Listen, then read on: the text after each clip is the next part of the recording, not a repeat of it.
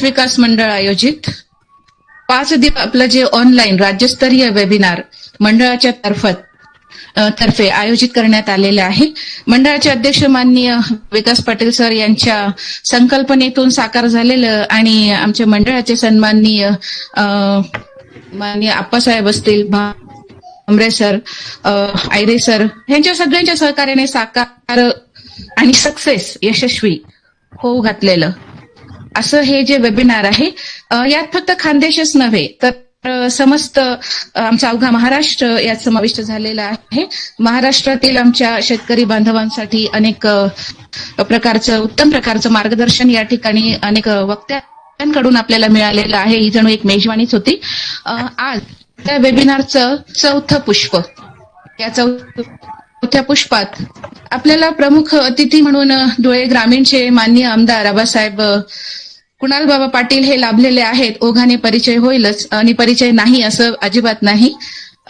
तसंच आजचा विषय अहिराणी भाषेचं संवर्धन संक्रमण ही काळाची गरज, या विषयावर आपलं व्याख्यान देण्यासाठी आपला खानदेशचा हिरा म्हणावा तरी वावगं नाही. आजचे प्रमुख व्याख्याते, प्रमुख वक्ते आहेत माननीय सदाशिवराव सूर्यवंशी सर. सदाशिवराव सूर्यवंशी सर यांची ओळख सर्वांगाने अशा प्रकारे, खरं तर आमच्या अहिराणी मायबोलीवर भरभरून प्रेम करणारं असं व्यक्तिमत्व म्हणजेच माननीय प्राध्यापक सूर्यवंशी सर, धुळे येथून. खानदेश साहित्य संघ महाराष्ट्राचे ते संस्थापक अध्यक्ष. सरांचं महाविद्यालयीन शिक्षण जे प्रताप कॉलेज अमळनेर येथे झालेलं आहे. तसंच सुरजबा कॉलेज ऑफ एज्युकेशन इथे सरांनी पदव्युत्तर म्हणजे बीएडची डिग्री घेतलेली असून सध्या sir SSVPS college Dhule art शाखेत इथे प्राध्यापक म्हणून कार्यरत आहेत. तसंच SNED चे पण प्रमुख म्हणून ते कार्यभार ते बघतायत.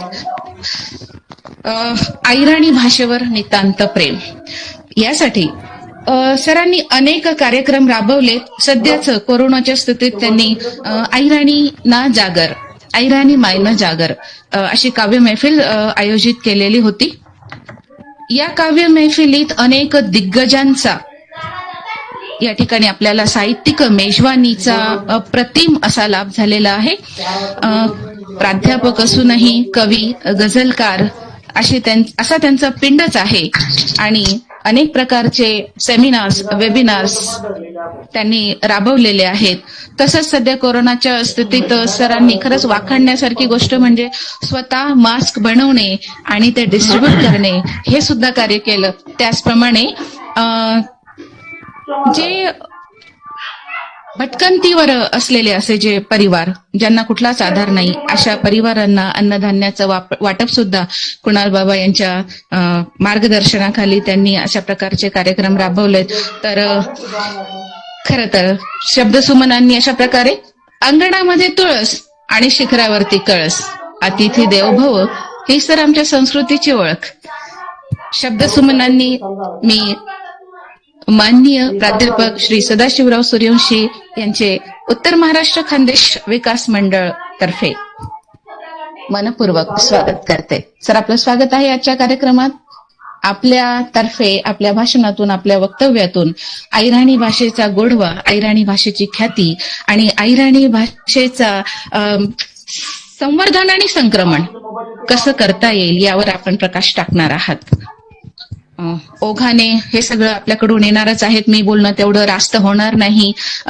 मी आमच्या मंडळाचे अध्यक्ष मान्य विकास पाटील सर यांची जर परवानगी असेल तर मंडळाची थोडक्यात परिचय, मंडळाच्या सन्माननीय सदस्यांचा परिचय करून देऊ इच्छिते. आदरणीय विकास पाटील सर. होय, करा मॅडम. ओके. उत्तर महाराष्ट्र खानदेश विकास मंडळाचे सन्माननीय अध्यक्ष मान्य विकास पाटील सर, उपाध्यक्ष अण्णा, उपाध्यक्ष आयरे सर, उपाध्यक्ष मान्य भामरे सर, त्याचप्रमाणे सचिव दीपकदादा पाटील, त्याचप्रमाणे कोषाध्यक्ष आप्पासाहेब एजी पाटील, त्याचप्रमाणे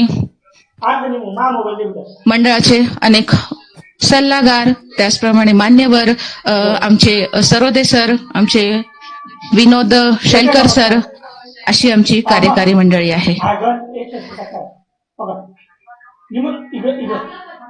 यात मुख्यत्वे करून आत्ताच विषय झाला, मोठा वर्ग हा शिक्षक वर्ग आहे. काही त्याचप्रमाणे आमच्या या मंडळाचे कार्याध्यक्ष तसंच सेमिनारचे वेबिनारचे कार्याध्यक्ष माननीय दिलीप सोनवणे सर मुख्याध्यापक आहेत, रिटायर्ड. तर मोठा हा शिक्षक वर्ग आणि आज आपल्याला लाभलेले प्रमुख वक्ते ते सुद्धा प्राध्यापक म्हणजे शिक्षकी पेशा आणि आमच्या दिलीप दादांसारखे म्हणजे मंडळाचे सचिव दीपक दादांसारखे बिझनेसमॅन या ठिकाणी आहेत. हा आमचा एक परिवार आहे सर. या परिवारात आपण सुद्धा याच परिवाराचे सदस्य आहात आणि या आमच्या उत्तर महाराष्ट्र खानदेश विकास मंडळ या परिवारात आपलं सहर्ष स्वागत आहे. धन्यवाद. आजच्या आपल्या मुख्य विषयाला आपण सुरुवात माननीय अध्यक्षांच्या परवानगीनुसार मी आपणास आजचा विषय आपल्यासाठी आहे अहिराणी भाषेचं संवर्धन आणि संक्रमण. आपलं स्वागत आहे सर. माननीय प्राध्यापक सदाशिवराव सूर्यवंशी सर.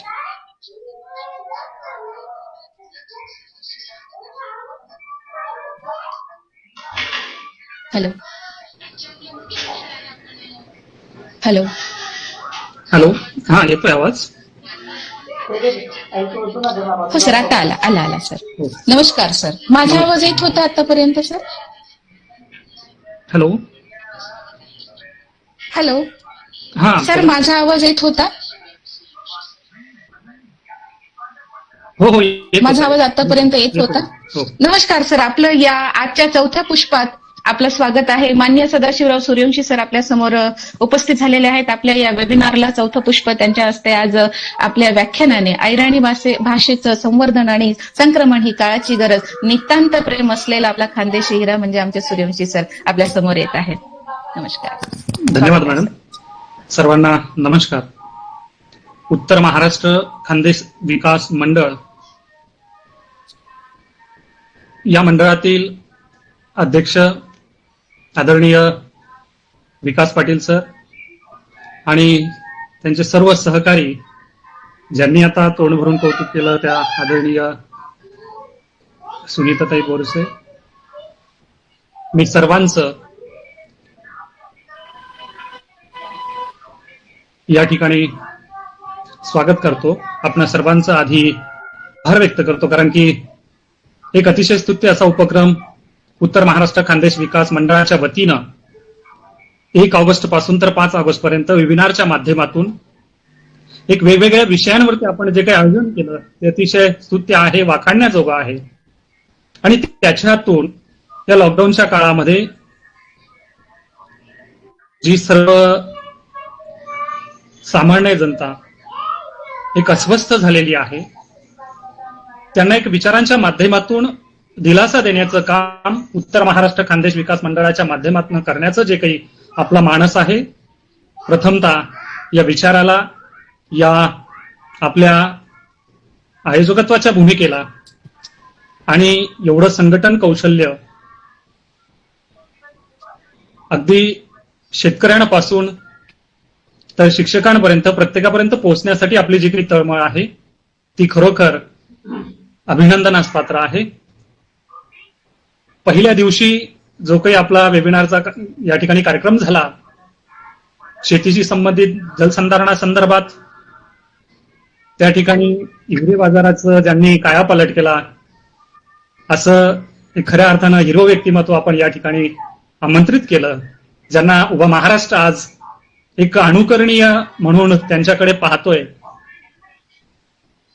आणि दुसऱ्या दिवशी आपण प्रकाश पाटलांच्या माध्यमातून खऱ्या अर्थानं शेतकऱ्यांना येणाऱ्या अडचणी आणि नेमकं गमक काय आहे, वास्तव परिस्थिती काय आहे, आपण प्रत्यक्षात वेगवेगळ्या योजनांचा आधार कसा घेतो आणि वास्तवता काय आहे याचं मूळ गमक समजून देताना त्यांनी खऱ्या अर्थानं शेतकऱ्यांना एक दिलासादायक आपली भूमिका या ठिकाणी मांडली होती. आणि काल देखील जी काही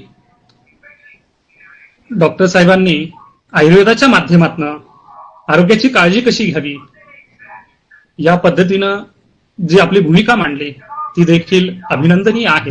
आणि आज आपण अहिराणी भाषा संक्रमण व संवर्धन आणि हे संवर्धन करणं काळाची गरज आहे या विषयावरती आपण मला आमंत्रित केलं. त्याबद्दल मी प्रथमतः आपल्या मंडळाचा एक उत्तर महाराष्ट्राच्या उद्धारार्थ जी काही आपली भूमिका आहे यासाठी खास करून आपलं या ठिकाणी मी ऋणात राहू इच्छितो.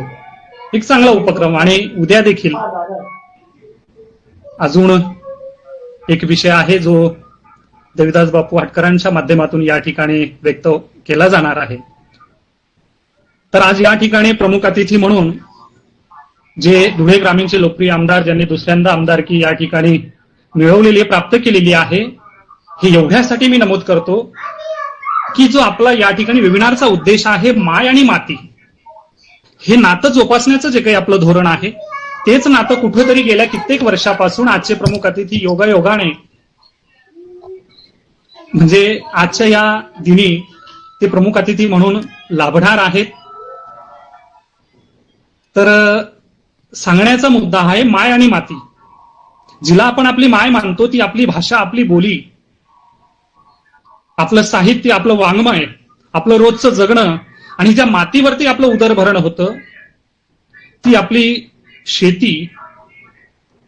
अतिशय सुंदर तऱ्हेनं आपण जी काही सांगड घातलेली आहे याच उद्देशाला आधारित आजचे जे प्रमुख अतिथी आहेत मी अहिराणी भाषेचं एक संक्रमण अवस्था आणि तिचं संवर्धन कसं करावं या मुद्द्याला हात घालण्यापूर्वी एक मुद्दा या ठिकाणी नमूद करतो की आतापर्यंत अहिराणी भाषेचे अखिल भारतीय स्तरावरती एकूण 5 साहित्य संमेलनं झालीत की ज्याच्यामध्ये पहिलं साहित्य संमेलन मांडळ तालुका अंमळनेर म्हणजे मांडळले वैंत मांडळ या गावी एका दैनिकाचा म्हणजे एका वृत्तपत्राचा वर्धापन दिनाच्या दिवशी त्या ठिकाणी कवी संमेलन आयोजित झालं आणि त्या कवी संमेलनाचा कार्यक्रम म्हणजे अखिल भारतीय स्तरावरचं पहिलं अहिराणी साहित्य संमेलन म्हणून अंमळनेर तालुक्यातल्या मांडळ या ठिकाणी ते संपन्न झालं.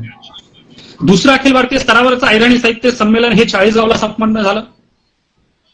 तिसरं अहिराणी साहित्य संमेलन अखिल भारतीय स्तरावरचं हे कासार हे तालुका साक्री या ठिकाणी संपन्न झालं. आणि चौथं अखिल भारतीय स्तरावरचं खऱ्या अर्थानं ज्याला एक वेगळं स्वरूप प्राप्त झालं जे आपल्या अभिरांच्या एकेकाळी असलेल्या राजधानीच्या शहरामध्ये म्हणजे नाशिक या ठिकाणी चौथं अखिल भारतीय स्तरावरचं अहिराणी साहित्य संमेलन जे काही आयोजित करण्यात आलेलं होतं ते अहिराणी साहित्य संमेलनाचे स्वागताध्यक्ष म्हणून जे काही होते जे आजचे प्रमुख अतिथी आहेत आमदार कुणालबाबा पाटील यांचे पिताश्री म्हणजे माजी मंत्री रोहिदासदाजी पाटील हे स्वागताध्यक्ष त्या ठिकाणी होते. आणि त्यांना अजून अहिराणी साहित्य कसं आपल्याला वृद्धिंगत करता येईल, ते संवर्धित कसं करता येईल, भाषेला कशी ऊर्जितावस्था देता येईल, राजाश्रय कसं देता येईल या उद्देशानं त्यांनी पुन्हा स्वतःच 5व्या अखिल भारतीय अहिराणी साहित्य संमेलनाची धुरा आपल्याकडे ठेवली आणि पुन्हा आयोजक दाजीसाहेब राहिले आणि त्या 5व्या अखिल भारतीय अहिराणी साहित्य संमेलनाचे स्वागताध्यक्ष म्हणून स्वतः आमदार कुणालबाबा पाटील होते. वेळोवेळी प्रत्येक वेळेस ज्या वेळेस कुणालबाबांनी आमदारकीच्या म्हणजे ते निवडणुकीच्या प्रचाराचा दुराळा असेल म्हणजे प्रचार कालावधी असेल किंवा इतर वेळेस जे काही सामाजिक उपक्रम असतील, सांस्कृतिक उपक्रम असतील, प्रत्येक वेळेस त्यांच्या भाषणामध्ये कमीत कमी 2, 4, 5 वाक्य तरी अहिराणीत येतात म्हणजे येतात आणि गावातलं त्यांचं भाषण हे अहिराणीतच असतं. म्हणजे खऱ्या अर्थानं जो व्यक्ती अहिराणी भाषेसाठी आपली भूमिका सातत्यानं संवर्धनाची ठेवतो, जे व्यक्ती शेतीसाठी जलसंधारणाची भूमिका वेळोवेळी आपली ठेवत असतात अशा व्यक्तींना मग ते राजकीय क्षेत्रातले असू देत किंवा साहित्य क्षेत्रातले असू देत किंवा त्याच्यातला अभ्यास करणारी मंडळी असू देत या सर्वांना आपण या ठिकाणी वेबिनारच्या माध्यमातून आमंत्रित करत आहात ही खरोखर वाखाणण्याजोगी गोष्ट आहे. म्हणून प्रथमतः आपल्या सर्वांचं मी या ठिकाणी कौतुक करतो, अभिनंदन करतो. कौतुक करण्या एवढा मी मोठा नाही परंतु सर्व साहित्यिकांच्या वतीनं या ठिकाणी हा शब्द मी मुद्दामून या ठिकाणी वापरतो आहे. कारण की खरं तर आधीच मी विकास पाटील सरांशी बोललोय की मला या ठिकाणी अहिराणी भाषेवरती बोलायचं म्हटल्यानंतर अहिराणीत बोलायचं का मराठीत बोलायचं सरांनी सांगितलं की या ठिकाणी संबंध महाराष्ट्र आपल्याला ऐकतो आहे म्हणून इतरांपर्यंत देखील अहिराणीची भूमिका जावी, अहिराणी भाषेत त्यांना देखील त्याविषयी देखील ऐकता यावं, ते विचार ऐकता यावेत. कारण की आपला अहिराणी भाषिक जो काही वर्ग आहे प्रत्येकाला मराठी तर समजतेच परंतु मराठी भाषा बोलणारा जो काही इतर वर्ग आहे महाराष्ट्रभरातला त्यांना अहिराणी पुरेशी समजणार नाही. म्हणून आपण अहिराणी आणि मराठी अशा दोन्ही भाषांचा वापर करून या ठिकाणी व्यक्त व्हावं असं आमचं बोलणं झालं. म्हणून मला या ठिकाणी सांगावंसं वाटतं की नेमकी अहिराणी भाषा आणि हिचं संवर्धन, हिचा संक्रमण काळ किंवा हिची संक्रमणावस्था आज जी काही सुरू आहे ही नेमकी काय आहे मांडत असताना मला सांगावंसं वाटतं की आम्ही जगणं, आम्ही वागणं आणि आम्ही भाषामा आम्ही कायनं मारेल साहित्य बाहेर येवासाठी अहिराणी भाषांना स्वतंत्र लेखनसाठी हक्कानी जागानी गरज रास आणि म्हणीसन जी हक्कानी जागा निर्माण कराना आपण जे काही असा वेगवेगळ्या उपक्रमांच्या माध्यमातून जो काही प्रयत्न करतो तो खरोखर वाखाणा जोगाचे, कारण की अहिराणी भाषा आमना भावभावना खजिना असे. अहिराणी भाषा गाव गावण्या गमती जमतीसना आरसा शे. वावर म्हटलं बापनं जगणं शे. ढोरक्या पोऱ्यानी हाकारी शे. माय माऊलीना वनवासनी ललकारी शे. घट्यावरला गाणासनी संगीत शाळा शे. मुसळ घाई उखय महान कांडेल धान्यनी ती एक सत्व परीक्षा शे. नाता गोताना सगळा सैसना गयाना ताईतना तो एक तागा शे.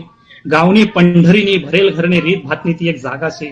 सासूर वाशिंन मन प्रगट करानी आकाशवाणी शे आणि माहेरनी यातना कवनेसनं ते पारायण शे. म्हणजे अहिराणी भाषामान ताल, सूर, लय, मधुरता, कल्पना, सृजनता, स्फूर्ती, सौंदर्य, प्रेरणा, माया, ममता, आपुलकी, प्रेम, राग, आक्रमकता, मवाळता, आदर, सन्मान, कर्तव्य, हक्क, परंपराना जागर आणि संस्कृतीना नागर शे. म्हणून आपली अहिराणी हा प्रत्येकले आज तिले उभारी कशी देता येईल, तिनं संवर्धन कसं करता येईल, हाही जी काही तळमळ आपल्या सर्वातले वाटी राहिली. कारण की कुठेतरी आज कय लागी राहिली म्हणीसन आपल्या ही बय ही राहणं. आता कय कशी लागी राहिली, ही कय लागानं कारण नेमकं काय शे, कय लागानं कारण मी एक नमूद करतो की जो आज ज्याला आपण संक्रमण हा शब्द या ठिकाणी विषयाच्या माध्यमातून आपण वापरलेला आहे. संक्रमण हा शब्द मी या ठिकाणी प्रथमतः नमूद करतो की संक्रमण म्हणजे नेमकं काय, की एखाद्या गोष्टीत किंवा एखाद्या विषयावरती, किंवा आपण आता कोरोनाचं उदाहरण घेऊया की आपण आपल्या दैनंदिन व्यवहारामध्ये वावरत असताना, आपलं दैनंदिन जीवन जगत असताना, व्यतीत करत असताना अशाच वेळेस एखादा व्हायरस येतो आणि आपल्यावरती तो स्वार होतो आणि आपल्याला बाधित करतो, म्हणजे आपण कोरोना संक्रमित होतो. तसंच एखादा विचार दुसऱ्या विचारावरती स्वार होतो, त्याच्यावरती वरचढ ठरतो, त्याच्यावरती आपला अंकुश ठेवत असतो, म्हणजे त्याला तो स्वतःने संक्रमित करत असतो. एखादा संकट आपल्यावरती येतं, त्या संकटामुळे आपण पूर्णतः त्या संकटाच्या आहारी चालला जातो, त्याच्या नियंत्रणाखाली आपण जातो. आपली मूळ जी काही परिस्थिती आहे ती आपण कुठेतरी हरून बसतो, म्हणजेच आपली ती संकटकालीन संक्रमणावस्था असते. प्रत्येक देश, प्रत्येक व्यक्ती, प्रत्येक संसाराचा गाळा हाकणारा प्रत्येक माणूस या पृथ्वी तलावरचा एका विशिष्ट कालावधीनंतर संक्रमण अवस्थेतनं चालत असतो आणि त्यावेळेस त्याच्यातून तो कसा पुढे जातो, कशी झेप घेतो, कसा स्वतःला सावरतो, सांभाळतो आणि ती परिस्थितीचं निवारण कसं करतो, याच्यावरून त्याचं पुढचं भवितव्य हे सकारात्मक किंवा नकारात्मक किंवा चांगलं वाईट परिणाम त्याच्यावरती उमटलेले आपल्याला दिसून येतात. तसंच भाषिक बाबतीत जर विचार केला, अहिराणीच्या बाबतीत जर आपण विचार केला, तर अहिराणीच्या बाबतीमध्ये खऱ्या अर्थानं जे काही कालानुरूप अहिराणीवरती वेगवेगळ्या भाषेंचं, सांस्कृतिक पर्यावरणामध्ये झालेल्या बदलांचा जो काही प्रभाव पडत गेला, जे काही परिणाम होत गेले, त्याच्यामध्ये आतापर्यंतचा जो काही कालावधी होता त्याच्यापेक्षा आजची जी परिस्थिती आहे, याच्या पुढचं जे अहिराणी भाषेचं भविष्य आहे, खऱ्या अर्थानं आता संक्रमणावस्था सुरू झालेली आहे. हा मुद्दा एवढ्यासाठी मी सांगतो की गावखेड्यामध्ये आपली परंपरागत सर्व गोष्टी जिवंत होत्या. शिक्षणाचं प्रमाण कमी असल्यामुळे अहिराणी भाषा बोलणाऱ्या वर्गाचं प्रमाण अधिक होतं. शिक्षणाचं प्रमाण वाढलं, अहिराणी भाषा बोलणारा माणूस गावातून शहराकडे गेला, शहरातून म्हणजे एखाद्या छोट्या शहरातून महानगराकडे गेला, महानगरातून पुन्हा विदेशात गेला आणि तो आपल्या स्वतःला वेगवेगळ्या भाषांचं म्हणजे राष्ट्रीय आंतरराष्ट्रीय भाषांची पंख लावून त्याने उंच अशी भरारी घेतली आणि कुठंतरी काही कालावधीसाठी आपल्या मायबोलीशी, आपल्या मातृभाषेची त्याची फारकत झाल्याचं कुठेतरी निदर्शनास येतं. वेगवेगळ्या सुविधांच्या आकर्षणामुळे, सेवांच्या आकर्षणामुळे, आपल्या भवितव्याच्या सुधारणेच्या आकर्षणामुळे माणूस गावखेड्यातून, आपल्या परंपरागत चालीरीतीतून, आपल्या अहिराणी भाषिक वातावरणातून कुठेतरी लांब गेल्यामुळे त्याने तिथली संस्कृती स्वीकारायला सुरुवात केली, तिथलं ज्ञान आत्मसात करायला सुरुवात केली, इतर भाषा आत्मसात करायला सुरुवात केली. आणि या सर्व पर्यावरणाचं, आता पर्यावरण मी एवढ्यासाठी म्हणतोय की पर्यावरण दोन प्रकारचं असतं, नैसर्गिक पर्यावरण आणि सांस्कृतिक पर्यावरण. आपली बोली भाषा, आपला पोशाख, आपला आहार विहार, आपलं राहणं, आपलं वागणं किंवा आपलं एकूणच जे काही वर्तन असतं, हे एक सांस्कृतिक पर्यावरण असतं. त्याच्यात भाषा ही प्रमुख भूमिका बजावत असते. आपल्या चालीरीती, आपल्या परंपरा आणि आपली संस्कृती ही प्रमुख भूमिका बजावत असते. म्हणून हे सांस्कृतिक पर्यावरण जे काही आहे, जसजसा माणूस बाहेर पळत गेला गावखेड्यातून, आपल्या एक ग्रामीण आणि आपल्या मातृभाषेच्या वातावरणातून तो जसा बाहेर पडत गेला, दुसरं वातावरण स्वीकारत गेला, म्हणजे त्याच्या सांस्कृतिक वातावरणामध्ये बदल झाला. आणि ते सांस्कृतिक वातावरण बाहेर गेल्यानंतर त्याच्यावरती एवढं स्वार झालं की त्याने त्या गोष्टी एवढ्या आत्मसात केल्या की त्याचा मूळ जो काही गाभा होता अहिराणी भाषेचा, तो कुठेतरी लांब गेलेला आता दिसायला सुरुवात झालेली आहे. कारण आता तंत्रज्ञानाचं जे काही युग आहे,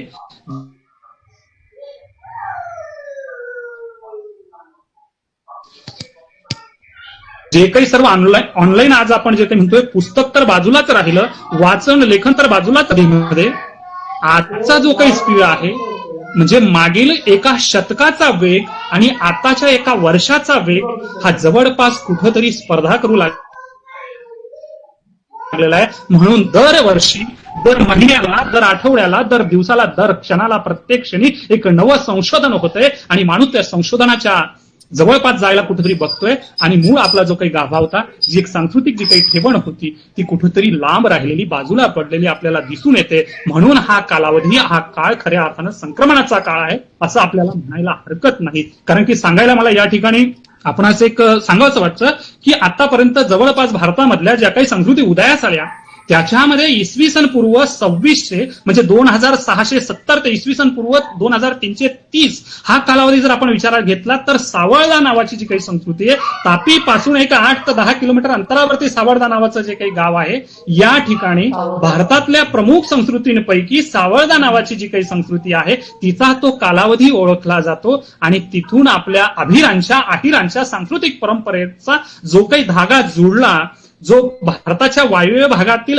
म्हणजे अभिरांच्या ज्या काही वसाहती होत्या त्यांच्याशी या सांस्कृतिक ठेव्याचा, या सांस्कृतिक स्थळाचा जो काही धागा जोडला, तो कालावधी इसवी सन पूर्व काळ.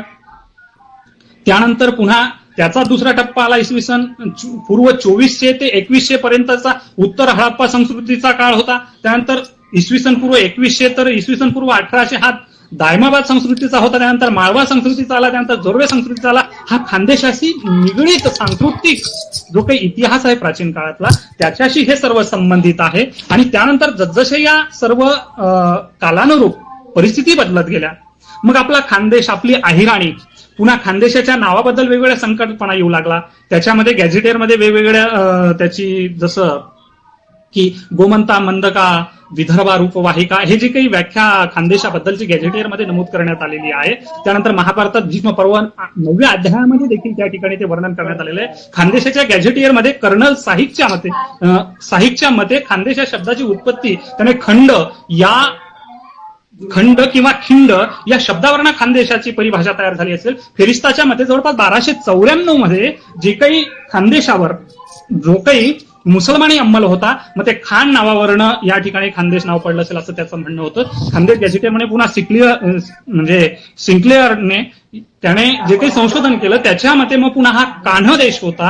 त्यानंतर ज्ञानकोशावरनं जे काही 1599 मध्ये अकबराचं खानदेशावरती जी काही स्वारी झाली, त्याने आशीरगड जिंकला वगैरे वगैरे, जो काही भाग आहे त्या ठिकाणी दान देश, खानदेशाचा पुन्हा पुन्हा उल्लेख होत गेला. त्यानंतर जो काही राजवाडे नामादी उत्पत्ती शास्त्र जे काही आहे त्याच्यामध्ये कान्ह देश नावाचा आला. पुन्हा हेमाळपंथीय जो काही उल्लेख करण्यात आलेला आहे, पाध्ये यांचं हेमाळपंथ यांचं जे काही एक या ठिकाणी त्यांनी जी काही परिभाषा केली, सातपुड्याचा खालचा जो काही पायथ्याचा भाग आहे त्याला खालदेश म्हणून, म्हणजे खानदेश म्हणून पुढे अपभ्रंश होऊन. त्यानंतर भारा कुलकर्णींनी सांगितलं की या ठिकाणी बैलनी खान सुजणी, म्हणजे ऐराणीमध्ये जे काही आपण म्हणतो की बैलनी पावसाळ्यामा म्हणजे पेरणीना आवतनी बैलनी खान सुजात, म्हणजे त्याचा जो काही खांद्याचा भाग असतो, मानेचा जो काही भाग असतो त्याला सूज येते. आणि ही प्रचलित म्हणून हा एक ज्याला आपण शब्दसमूह म्हणतो, एक वाक्प्रचार त्या ठिकाणी जो प्रचलित होता त्याच्यावरनं या ठिकाणी खान शब्दावरनं, कारण की शेतकऱ्यांचं या ठिकाणी शेती मातीची जी काही संस्कृती होती त्याच्यावरून हे म्हणजे बैलाची खांद, त्याच्यावरनं खानदेश असं आलं असेल असं. त्यानंतर मिदफालक यांनी वेगळी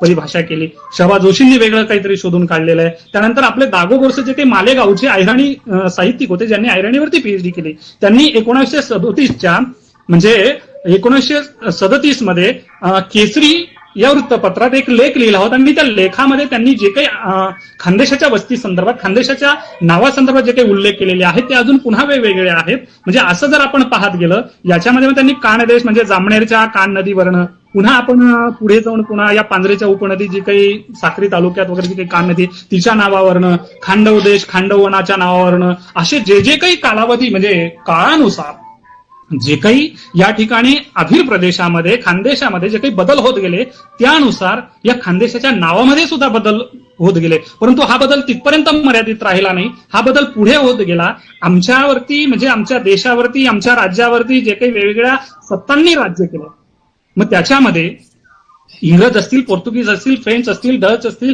यांनी ज्या काही व्यापारी या ठिकाणी मार्ग स्वीकारला आणि इथपर्यंत ते जे काही आले मग त्या भाषांचे देखील शब्द आमच्यापर्यंत आले.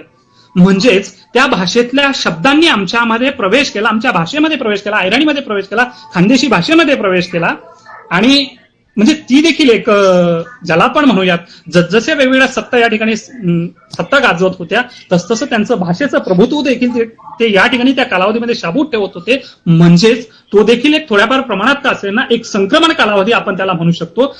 खरं जर पाहिलं तर ऐराणीमध्ये असे काही शब्द आहेत की जे आपल्याला उल्लेखनीय म्हणून या ठिकाणी त्यांचा उल्लेख करावा लागेल की संस्कृत प्राकृत या भाषांमधला जो काही अपभ्रंश झालेले जे काही शब्द आहेत ज्याला तद्भव शब्द म्हणून ऐराणीतले शब्द म्हणून ओळखलं जातं की ज्याच्यामध्ये चौथा, मोर, नऊ, फूल, थळी, हेर, वावर, उपेग, ढासलं, आग, लाणी असे जे काही शब्द आहेत ते तद्भव शब्द म्हणून म्हणजे संस्कृत वगैरे याचा अपभ्रंश होऊन ते शब्द आलेले आहेत. त्यानंतर खास देशी शब्द म्हणून की जे त्यांना जर शोधू पाहिलं आपण तर इतर भाषेमध्ये ते सापडत नाही, संस्कृतमध्ये सापडत नाही, द्रविडी भाषांमध्ये न आढळणारे असे जे काही शब्द आहेत त्या म्हणजे ऐराणीच्या खास शैलीचे जे काही शब्द आहेत ते ऐराणीचे देशी शब्द म्हणून जे ओळखले जातात ज्याच्यामध्ये झाड, डोंगर, पेंढी, वस्ती, झोपड, फांद्या, वडांग, झालर, मेर, उजाळी, झब्ब, खवाटा, फेना, वल्ली जरत, सडबोंग, आदलं, नक्ट, पडमथील असे ते बरेच शब्द आहेत.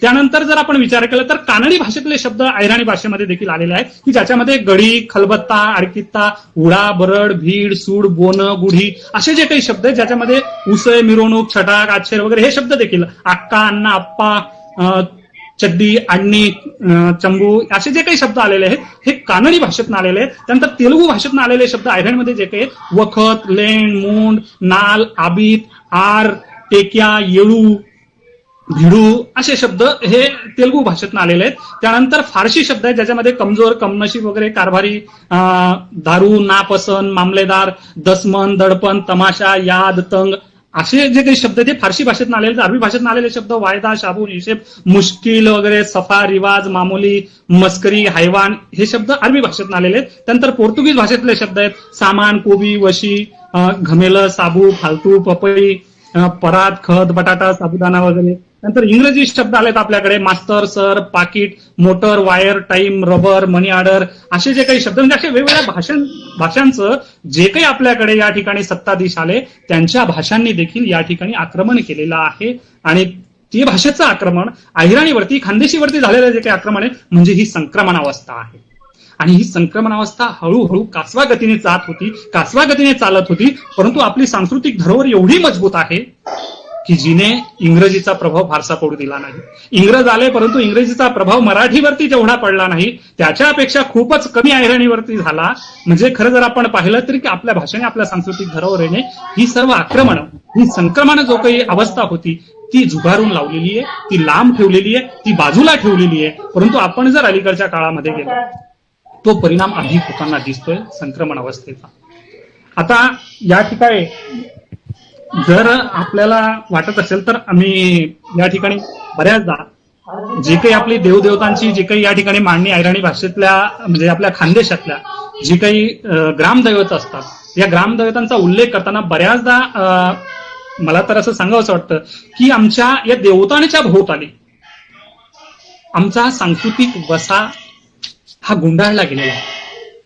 तो आपण गुंडाळून ठेवलेला आहे, तो आपण बांधून ठेवलेला आहे, तो आपण जखडून ठेवलेला आहे. आणि त्याच्या वेगवेगळ्या परिभाषा, त्याच्या वेगवेगळ्या परंपरा त्या परिसरावाईज जसे आमची दैवत बदलतात तसं आमच्या परंपरा, आमचे सणांची माध्यमं, आमची यात्रांची माध्यमं, आमच्या जत्रांची माध्यमं आणि त्या यात्रेला त्या जत्रेला वेगवेगळे उपक्रम राबवण्याचे मग नवसायास असेल या माध्यमातून आमच्या पुन्हा वेगवेगळ्या ज्या काही संकल्पना आहेत त्या देखील बदलत असतात. आणि या बदलणाऱ्या संकल्पना जर आपण विचारात घेतल्या मग त्याच्यामध्ये आमची जी ग्रामदेवता आहेत त्यांचा देखील जो एक वेगळा म्हणजे सांस्कृतिक परंपरागत जो काही या ठिकाणी एक मोठा धागा विणला गेलेला होता, तो देखील आता आधुनिक विचारांच्या माध्यमातून, शिक्षणामध्ये झालेल्या बदलांच्या माध्यमातून, किंवा आपण त्या गोष्टींना धार्मिक बाबी म्हणून बाजूला जसं सारत जात आहोत, तसतसं त्या परंपरा देखील मागे पळतायत. म्हणजे आपण जो काही आधुनिकतेचा स्वीकार करतोय, जो काही या तांत्रिक युगाचा आपण स्वीकार करतोय, त्याचबरोबर आमच्या गावकुसामध्ये, गावाच्या शिवारामध्ये, गावाच्या पांढरीमध्ये, त्या गावकुसामध्ये असलेल्या देवदेवतांची, ग्रामदैवतांची जी काही परंपरागत सण उत्सवांच्या माध्यमातून, जत्रा खतरांच्या माध्यमातून जे काही वेगवेगळे आपण परंपरा पाळत असतो, त्या माध्यमातून निर्माण झालेली सांस्कृतिक परंपरा ही कुठंतरी कमी होत चाललेली आहे. म्हणजे तो देखील आमच्या एक संक्रमण अवस्थेतील एक लयात जाणारा भाग आहे. आणि त्याच्यामध्ये मग आपल्या रानबाई कानबाई पासून गौराई, गुलाबाई, आसरा, पांढरी, मरीआई असेल, सकवाई असेल, म्हणजे आपल्या खानदेशामध्ये ज्या काही देवी देवता आहेत, ज्यांचे नवसायच आपण करतो अष्टमीला, चतुर्थीला, चैत्रमध्ये किंवा माघ महिन्यामध्ये, मग त्याच्यामध्ये एकविरा असेल, अष्टभुजा देवी असेल, धनदाई असेल, नागाई असेल, आशापुरी असेल, इंदाई असेल, म्हाळसादेवी असेल, महालक्ष्मी असेल, मनसापुरी असेल, मुगी असेल, जुगेश्वरी असेल, किंवा द्वारजादेवी, फुलाबाई, अंबा भवानी, माईजीची देवी, इंग्लाद माता, पिंपळादेवी, पाटणा देवी, ज्या ज्या काही देव्या आहेत, मग सप्तशृंगी असेल, कांसारा असेल, देवमोगरा असेल, सतीदेवी असेल, अशा म्हणजे लोक परंपरागत काही लहान मोठी पंचकृषीतली जी काही ग्रामदेवता आहेत, मग हे स्त्री देवता जशा आहेत तशाच पुरुष देवता देखील आहेत. मग त्याच्यामध्ये खंडोबा, मसोबा, मतोबा, मारुती, पीर, भालदेव, बालाजी, मुंजोबा, विरोबा, बहिरोबा, मुंजा, भैनासूर, विश्वकर्मा, आग्या, वेताळ, चांग, सुलतान, धुळोबा, डोंगरदेव, वाघदेव, खामदेव, अशी बरीच देवता, ज्याच्यामध्ये जैतोबा, केशवदेव, सकाराम महाराज, नारायण बोबा बागडे, लोटन दादा, पोळ महाराज, आप्पा दगा महाराज, शंकर महाराज, उद्धव महाराज, खंडोजी महाराज, श्रावण बाबा, जगन्नाथ महाराज, सिद्धयोगी, जिपरू, दावल बाबा वगैरे अशी जी जी काही आमची परंपरागत देवस्थानं, श्रद्धास्थानं निर्माण झालेली आहेत. या श्रद्धास्थानांच्या माध्यमातून, आमच्या सणांच्या माध्यमातून, मग आता गौराई आलं म्हणजे आखाजी आली, आखाजी आलं म्हणजे आमचं सर्व साहित्य वाङ्मय, सासर माहेरशी ही परंपरा आली, दिवाळी आली, दिवाळीचं ओवाळणं आलं, मग दिवाळीमध्ये आपली पुन्हा दिवाळीच्या दिवशी बळीराजाचं वगैरे जे काही जयंतीचा जो काही कार्यक्रम किंवा त्यांची जयंती आपण जी काही साजरी करतो, ती मागून घेतलेली आख्यायिका, मग ती पोळ्यापासून असेल, जसं आता श्रावण महिन्यात सुरू आहे, हे जर सांगायचा विचार केला आपण, तर ही सांस्कृतिक धरोहर आज कुठंतरी खंडित होताना दिसते. म्हणजे आपली अहिराणी भाषा, आपली खानदेशी संस्कृती ही संक्रमण अवस्थेतनं चाललेली आहे. आपल्या काही गोष्टी मागे पडतायत, आपण नवनवीन गोष्टींचा स्वीकार करतोय, ही संक्रमण अवस्था आहे. मग याचं संवर्धन वगैरे आपण कसं करतोय, कसे प्रयत्न करतोय, तो मुद्दा देखील आपण घेणार आहोत. परंतु या ठिकाणी जो काही मी उल्लेख केला की आता आपला श्रावण महिना सुरू आहे.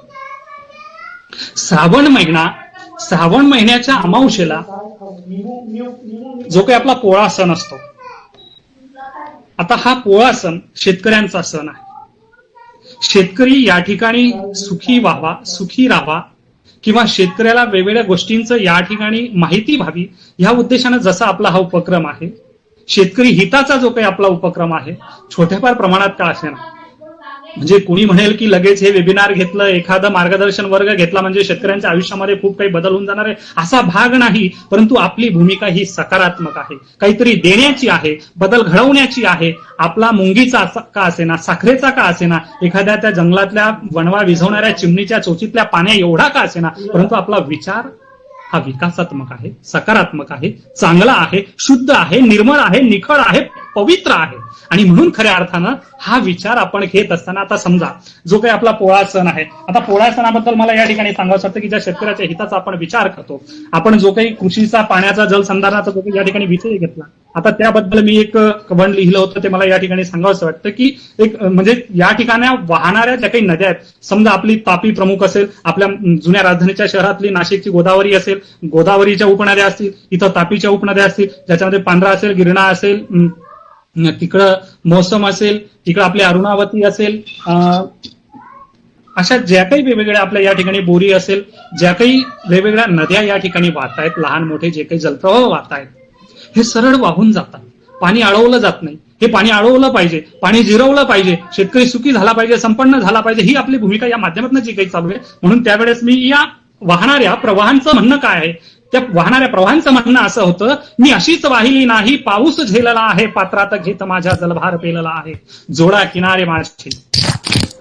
किनारे माझे बंदिस्त बांध घाला, वेशीचे पाणी वेशी झरणा असो वानाला. हे त्या नद्यांचं, ते प्रवाहांचं गाणं आहे. ते म्हणतायत की आमच्यामध्ये बांध घाला, पाणी अडवा, पाणी जिरवा, मी अशीच वाहिली नाही, पाऊस झेलला आहे पात्रात घेत माझ्या जलभार पेला आहे. जागा हो भल्या माणसा, मी प्रवाह बदललाय. दिवसेंदिवस त्यांचे प्रवाह बदलतात, वस्त्यांमध्ये जातात, म्हणजे किनाऱ्यावरचे सर्व महापुराच्या माध्यमातून ते वाहून नेतात. ही जी काही परिस्थिती निर्माण होते ही कुठेतरी सावरावी म्हणून आपण बांध घातले पाहिजे, पाणी अडवलं पाहिजे, पाणी जिरवलं पाहिजे. या ठिकाणी जो काही धुळे, खानदेश हा परिसर जो काही पांढरा नदीवरती जी काही फळ पद्धती आहे, सबंध भारतामध्ये राजस्थानपर्यंत ही फळ पद्धतीचं त्या इथपर्यंत याचा आदर्श घेण्यात आला.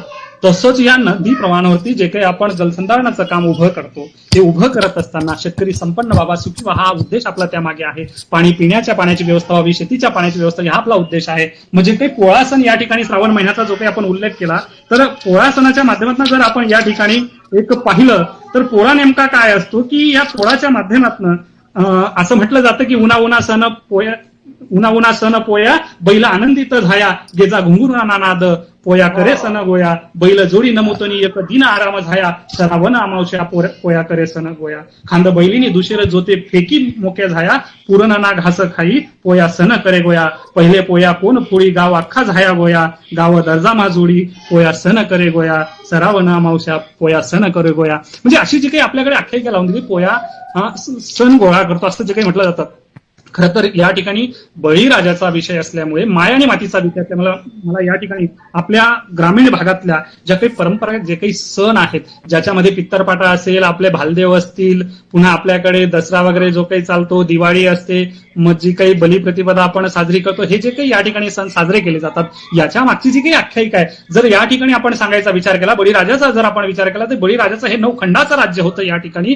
आणि ते 9 खंडाच्या राज्यामध्ये प्रत्येक या ठिकाणी सामान्य कष्टकरी शेतकरी माणूस हा सुखी होता. या बळीराजाच्या राज्यामध्ये जो काही शेतकरी सुखी संपन्न अवस्थेत होता, मग त्या ठिकाणी वामनाचा अवतार वगैरे, जे काही बटू वामनाचा जो काही अवताराचा, बळीचा वामनाचं जे काही युद्ध वगैरे जे काही सांगितलं जातं, तो जर आपण विचार केला तर पोळा हा म्हणजे श्रावण अमावस्येचा दिवस पोळा झाला, जी काही आख्यायिका आहे.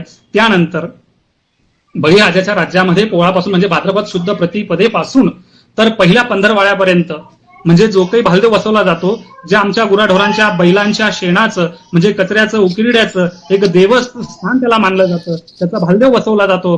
त्यावेळेस म्हणजे व्रत केलं जातं, तो 3 दिवसाचं, 5 दिवसाचं, 7 दिवसाचं, 9 दिवसाचं किंवा 13 दिवसाचं हे व्रत उद्यापन केलं जातं. आणि हा असा 15वाडा गेला की ज्या कालावधीमध्ये आमच्या अभिरांच्या जे काही परंपरागत पशुपालनाचा अभिरांचा व्यवसाय होता, दुग्धोत्पादनाचा जो काही व्यवसाय होता, त्याचं दूध घरातच राहिलं पाहिजे. मग आमच्या बऱ्यापैकी ते गणगौडांचं जे काही माध्यम असतं तमाशामध्ये, त्याच्यामध्ये हे सर्व दाखवलं जातं की त्या ठिकाणी आळवलं जातं, कृष्ण गोपिकांना वगैरे आळवतो जे काही दूध. याचा अर्थ असा आहे की आपल्या घरी उत्पादित केलं जाणारं जे काही दूध आहे ते आपल्या घरातल्या लेकरांना देखील खायला मिळावं म्हणून भाद्रपदाच्या पहिल्या पंधरवाड्यात पौर्णिमेपर्यंत, भाद्रपद शुद्ध प्रतिपदेपासून तर भाद्रपद पौर्णिमेपर्यंत या 15 दिवसात घरातलं दूध किंवा दुग्धजन्य पदार्थ कोणालाच दिले जात नाही, ते घरातल्या घरात खाल्ले जातात. आपल्या लेकरांचं शरीर धष्टपुष्ट व्हावं हा त्यामागचा उद्देश आहे. त्यानंतर पुन्हा पुढचा जो काही 15वाडा, आता या ठिकाणी गंमत काय झाली बघा, ती आख्यायिका नेमकं काय. वामनाने अवतार घेतला की असं कोणी राजा निर्माण होऊ नये ज्याची लोकांनी वाहवा करू नये. तिन्ही लोकांमध्ये त्याचं म्हणजे जे काही वेगवेगळे या ठिकाणी पद्मपुराण, भागवत पुराण वगैरे जे काही वामन पुराण, जे काही धार्मिक ग्रंथ त्यांच्यामध्ये आख्यायिका आहेत दिलेल्या आहेत त्या अवतारांच्या. आणि ते कशा पद्धतीने बळीपेक्षा अवतार घेणारी पुरुष मंडळी कशी वेगळी होती हे वेगळं दाखवण्याचा जो काही प्रयत्न केलेला गेलेला आहे. परंतु या ठिकाणी बळीचे जे काही वंशज आहेत, बळीराजाचा शेतकरी जो काही आज वंशज आहे, तुम्ही आपण जो कोणी शेती करायचा तो बळीराजाचा वंशज आहे, या ठिकाणी तो त्याचा वंशज आहे. आणि मग ते वामनाने आक्रमण केलं, त्याने सैन्य घेऊन आला. मग त्या कालावधी म्हणजे भाद्रपद पौर्णिमेपासून तर भाद्रपद अमावस्येपर्यंत चालणारा जो काही कालावधी होता, मग आमच्या सर्व बळीचे जे काही सैन्य होतं त्या ठिकाणी मृत्युमुखी पडत होतं. त्या 15 दिवसामध्ये खूप मृत्युमुखी पडलं. नंतर बळीराजाच्या पत्नीने म्हणजे काही व्रत केलं, व्रताला पुन्हा अजून सुरुवात केली आणि अन्नाचा कण न गिळता मग पुन्हा ते 9 दिवस जे काही होते ते उपवास तपास करत राहिले. त्यानंतर मग ते असं म्हटलं जातं की या ठिकाणी पुन्हा बळीने विजय मिळवला, वामनाला हरवलं, वामनाचं सैन्य पळ काढत गेलं, अशी जी काही आख्यायिका आहे. मग त्यानंतर म्हणजे नवमीच्या दिवशी, पुन्हा अश्विन नवमीच्या दिवशी म्हणजे सकाळी दसरा असणार, त्याच्या आदल्या दिवसापर्यंत जे काही आपण नवरात्र वगैरे जे काही म्हणतो तो त्या ठिकाणी तो भाग आहे. मग पुन्हा सकाळी आता विजयोत्सव साजरा करायचा बळीराजाचा असं ठरलेलं असताना अचानक कपटाने मग वामनाने बटू ब्राह्मणाचा भिक्षुकाचा अवतार घेतला आणि पहाटे पहाटे बळीराजाच्या दरबारात दाखल झाला. मग त्यांना कोणी ओळखत नव्हतं, मध्ये गेले. मग राजांकडे 3 पावलं जमीन मागितली, ते माघारी गेले. दान देण्यासाठी माघारी फिरले, तेवढ्यात पाठीतनं यांनी खंजीर खुपसला, त्यांना त्या ठिकाणी गतप्राण केलं. त्याच्या आधी वर मागून घेतलं वगैरे वगैरे जे काही आहे, जी काही आख्यायिका आहे, म्हणजे त्या ठिकाणी जे काही कपट करण्यात आलेलं आहे. मग त्या ठिकाणी दसऱ्याच्या दिवशी म्हणजे 10वा दिवस होता, 9व्या दिवसापर्यंत बळीराजांनी युद्ध जिंकलेलं असताना 10व्या दिवशी युद्धामध्ये हार पत्करावी लागली. आणि तेव्हा कुठेतरी हे सर्व म्हणजे साहित्यिक आहा साळुंक्यांनी, त्यातल्या त्यात आमचे तात्यासाहेब महात्मा ज्योतिराव फुले यांनी आपल्या सर्व लेखनामध्ये हे सर्व नमूद करून ठेवलेले की नेमकं बळीचं जे काही खरं काय आहे, वास्तव इतिहास काय आहे ते मांडलेलं आहे. त्याच्यामधनं जे काही हा सारांश आहे की बळीचा आणि शेतकऱ्याचा कसा संबंध आहे. बघा, एक गोष्ट फक्त या ठिकाणी मुद्दाम या ठिकाणी नमूद करतो की जो 15 दिवसाचा हा कालावधी होता बघा, भाद्रपद महिन्याचा पौर्णिमेपासून अमावस्येपर्यंत आमची मरणाऱ्यांची संख्या खूप होती बळीच्या सैनिकांची. म्हणजे याचा अर्थ आमच्या घरातली माणसं मृत्युमुखी पडतात, मग त्यांच्या आत्म्याला शांती मिळावी म्हणून त्यासाठी आपला हा पित्तरपाटा असतो. मग आता त्यावेळेस कोणत्या दिवशी कोणता आपला राजा, कोणता आपला पूर्वज मेला हे आपल्याला माहित नाही, म्हणून आपल्या घरातला म्हातारी ज्या दिवशी गेलेला असेल, मग त्या प्रतिपदेपासून तर अमावस्येपर्यंत जो काही कालावधी असतो, ज्या दिवशी ते गेले असतील मग त्या दिवशी त्यांची आगारी टाकली जाते म्हणजे त्यांना ती शांती मिळेल, असा त्याचा मागचा जो काही पित्तरपाटा आपला जो काही असतो तर तो 15 दिवसाचा कालावधी आहे. त्यानंतर पुढचा 9 दिवसापर्यंत जो काही कालावधी आहे. पुन्हा त्या ठिकाणी आता 10व्या दिवशी मग कपटाने वामनाने जो काही विजय मिळवला, नंतर पुन्हा बळीराजाच्या सर्व राज्यामध्ये म्हणजे जी काही आर्थिक लूट केली, जे काही सोन्याची लूट केली, कारण की त्यावेळेस संग्रहित ठेवण्यासारखं मौलिक वस्तू म्हणजे सोनं असायचं, म्हणून सोन्याची लूट केली. म्हणून दसऱ्याच्या दिवशी आपण सोनं वाटतो, म्हणजे आपली देण्याची वृत्ती आहे आणि लुटणाऱ्यांची वृत्ती वेगळी, असा जो काही भाग होता तो दसऱ्यापर्यंत आहे. मग त्यावेळेस बळीराजाचा मुलगा ज्या वेळेस येतो आणि सांगतो, लोकांना आव्हान करतो, सर्व शेतकऱ्यांना आव्हान करतो, सर्व सुखी संपन्न असलेल्या प्रजेला आता दुःखाच्या खाईत ढकललेलं असताना त्यावेळेस बळीराजाचा मुलगा आव्हान करतो की तुमचा राजा तुम्हाला भेटायला येईल, नाराज होऊ नका, तुमचा राजा आजपासून 21 दिवसानंतर म्हणजे 3 आठवड्यानंतर तुम्हाला भेटायला येईल. म्हणजेच 21 दिवसानंतर म्हणजे पुन्हा बलिप्रतिपदेला. मग त्यावेळेस तुमचा राजा आल्यानंतर तुम्ही मस्त छानपैकी सारवण करायची, रांगोळ्या काढायच्या आणि आपल्या राजाचा उत्सव मनवायचा, असं जे काही ठरलं म्हणजे ती बलिप्रतिपदा. मग आता ही बलिप्रतिपदेचा उत्सवाचं कारण असं आहे की या ठिकाणी जो काही एक आपला तो जो काही सण आहे तर तो आनंदात बळीराजा येणार आहे, आपल्याला बघायला येणार आहे, या उद्देशाने त्या ठिकाणी सर्व जो काही सण उत्सव साजरे केले जातात. म्हणजे जे काही गोडधोड बनवलं जातं, आपला राजा नाराज होणे, आपल्या राजाला वाटलं पाहिजे की आपण आज देखील सुखी समाधानी आहोत, परंतु या गोष्टीच्या मर्मस्थानावरती आपण कुठेतरी गेलं पाहिजे आणि ते ओळखलं पाहिजे. मग आपले हे जे काही सण आहेत, दिवाळी असेल ही कशासाठी आहे, आपले भालदेव कशासाठी आहेत, आपला पित्तरपाटा कशासाठी, आपला पोळा कशासाठी आहे, हे बळीचं शेतकऱ्याचं जे काही आहे हे आपलं सर्व खानदेशी संस्कृतीची हे ठेवण आहे. खानदेशी संस्कृतीचा हा गाभा आहे आणि तो गाभा आपण अभ्यासला पाहिजे, त्याच्या मुळाशी गेलं पाहिजे. आता आगारी या ठिकाणी मी जो काही शब्द वापरला, आगारी म्हणजे खानदेशातील जनतेचं, सामान्य माणसाचं हे जे काही एक सर्वात मोठं ज्याला आपण म्हणतो एक उद्यापन आहे, तर ते उद्यापन असं आहे कुठल्याही भड भिक्षुकाविना केलेला यज्ञ म्हणजे आगारी आहे. म्हणजे स्वतः करावं. म्हणजे बघा, कोणत्या गोष्टीला आपली संस्कृती प्राधान्य देतं आणि याच्यावरती कोणतं आक्रमण झालेलं आहे हे कुठेतरी आपण जाणून घेणं, ओळखणं गरजेचं आहे. मग याच्यामध्ये जर आपण विचार केला तर जे काही कालानुरूप जो काही बदल होत गेला, त्या बदलानुसार ही आक्रमणं आपल्या भाषेवरती जी काही होत गेली, जो काही बदल होत गेला, मग याच्यामध्ये जर आपण विचार केला तर मी ऐतिहासिक बाबींचा जो काही उल्लेख करताना आपल्याला नेहमी सांगावं असं वाटतं मला की जो काही खानदेशना इतिहास आहे याबाबत मग बोलताना म्हणजे सांस्कृतिक ठेवाय कसा दिवसेंदिवस बदल होत गेला, या गोष्टी जर आपण जाणली ना, वैकली जात, तर आज ना जो काही मध्य आशियाना जो काही भाग शे तर तो भाग तठीण तर तथे अफगाणिस्तान कडथई आरेलो के भारतમાં उन्हात अशी जी काही भारतना वायव्य इलाकाમાં त्या रमनाथ म्हणजे एस बी राव नावना जे काही संशोधक आहेत ते असं म्हणतात की त्या भारतમાં उन्हात तेसनी या उजायामा म्हणजे एक टाइम असा होता की तेसना त्या सर्व सांस्कृतिक घटनांनी जर नोंद लिहिली तर ते अतिशय संपन्न असा भाग म्हणून तो वैखावस. मग टप्पा खालत्या लोक येत ग्यात इसवी सन पूर्व 2000 साल पहिले ना, आणि त्यांना मागे मग ज्या काही येईल लोक होतात त्या 2 टप्पामा भारतमा येईल शेतस. मग ते अभिराई नावना जो काही प्रदेश होता तो रशियामधला पुरातत्वना विद्वानसनी म्हणजे जवळपास 1951 मा जे काही एक देवल मित्र आहे परदेशी बाईनी इंडियन हिस्ट्री काँग्रेस 1951 नावना जो काही एक लेख लिखा होता त्यांना मग यात काही गोष्टी नमूद करेल शेतीस मग आर्यस सारखाच आभीर लोके देखील अफगाणिस्तान मार्गे भारतમાં भिडेल शेतस आभीर लोके भारतમાં धडक माराणा पहिले कंदाहारमा गणकच शतके त्यात तडे राहील शेतस मनीसन हाऊ भागले आबिरवाण आसंबी असं सुद्धा म्हणतस आणि जर आपण विचार करा तर म्हणजे डॉक्टर ડીસી सरकार डॉक्टर भांडारकर यांनी जे काही गोष्टी मांडेल છે त्यांना पण या काही पुरावा येईल છે मग एसबी रायने अर्ली आर्यन्स या ग्रंथमा म्हणजे इसवी पूर्व 1900 एक नकाशा काढेल છે તેનાवरती भारतના सीमासना इस्तारकोट पर्यंत होता ते सुद्धा आपले समजत नाही त्यांना आयरणीना परवासना काही खुणा जर आपण ध्यानमा लिहिणार त्यांना म्हटलं महाराष्ट्रामधली नाशिकनी लेणी डब्ल्यू क्रूक एसनी कास्ट अँड ट्राईब्स नावना जो काही north western India tribes in north western India नावना जो काही ग्रंथ लिखा त्यानंतर आई Enthoven tribes and caste of Bombay आई इंथो वेणननी जे काही लिखलं त्यानंतर अर्ली आर्यन्स ऑफ इंडिया हाऊ जो काही ग्रंथ लिखाय ना डॉक्टर के.पी. जयस्वालनी हिंदू पॉलिटी यासारख्या गणकच लोकांनी ज्या काही पुस्तके लिखतात त्याचा न्यारणारा गोष्टींचा उल्लेख होईल तर ते उल्लेख कसा संदर्भ आहे की महाराष्ट्र गुजरात आणि मध्य प्रदेश मधलं जे काही शिलालेख ताम्रपट सापडेल तर त्या ठिकाणी जे काही सापडेल त्यासनावरती परत रामायण महाभारत मत्स्यपुराण यासनासारख्या धार्मिक ग्रंथांमध्ये देखील काही नोंदी सापडतील आणि तेव्हावरती खानदेशनी म्हणजे या आभीर लोकेसनी एक वस्तीस्थाने कसा होतात त्या कोणत्या प्रांतमा होतात त्यासन्या नोंदी पुढे कशा होत गया की आपला भाड जे काही आपल्याकडे येतं ते सांगतच नाही मी वाचताना की आप राजस्थान से आए हो इधर से आए हो उधर से आए हो उत्तर भारत से आए हो वायव्य भारत से आए हो असं जे काही ते सांगतस येणं मागलं एक कारण आहे की आपला हा स्थलांतरणा जो काही प्रवास आहे जशा सांस्कृतिक गोष्टी विकसित होत गयात की आपली आदिवासी पहिली वस्ती आई सिंधू नदीना काटले म्हणजे पूर्वले म्हणजे ती जवळपास जे आपण सरस्वती नदीना पश्चिमले पंचनद नावना जो काही भाग आहे ज्याला झेलम रावी चिना बियास नावना ज्या काही नद्या वाहतील तो समृद्ध भागमा आदिवासी पहिली वस्ती होती दुसरी वस्ती पुन्हा सरस्वती नदीना काटले म्हणजे जडे सरस्वती नदी लुप्त होईल जो काही आज जुनं सरस्वती नगर म्हणजे जे काही सिरसा नावना भाग वैखावस तर हे दुसरी आदिवासी वस्ती होती ती जवळपास इसवी सन पूर्व 3100 ते इसवी सन पूर्व 1900 ह्या कायमा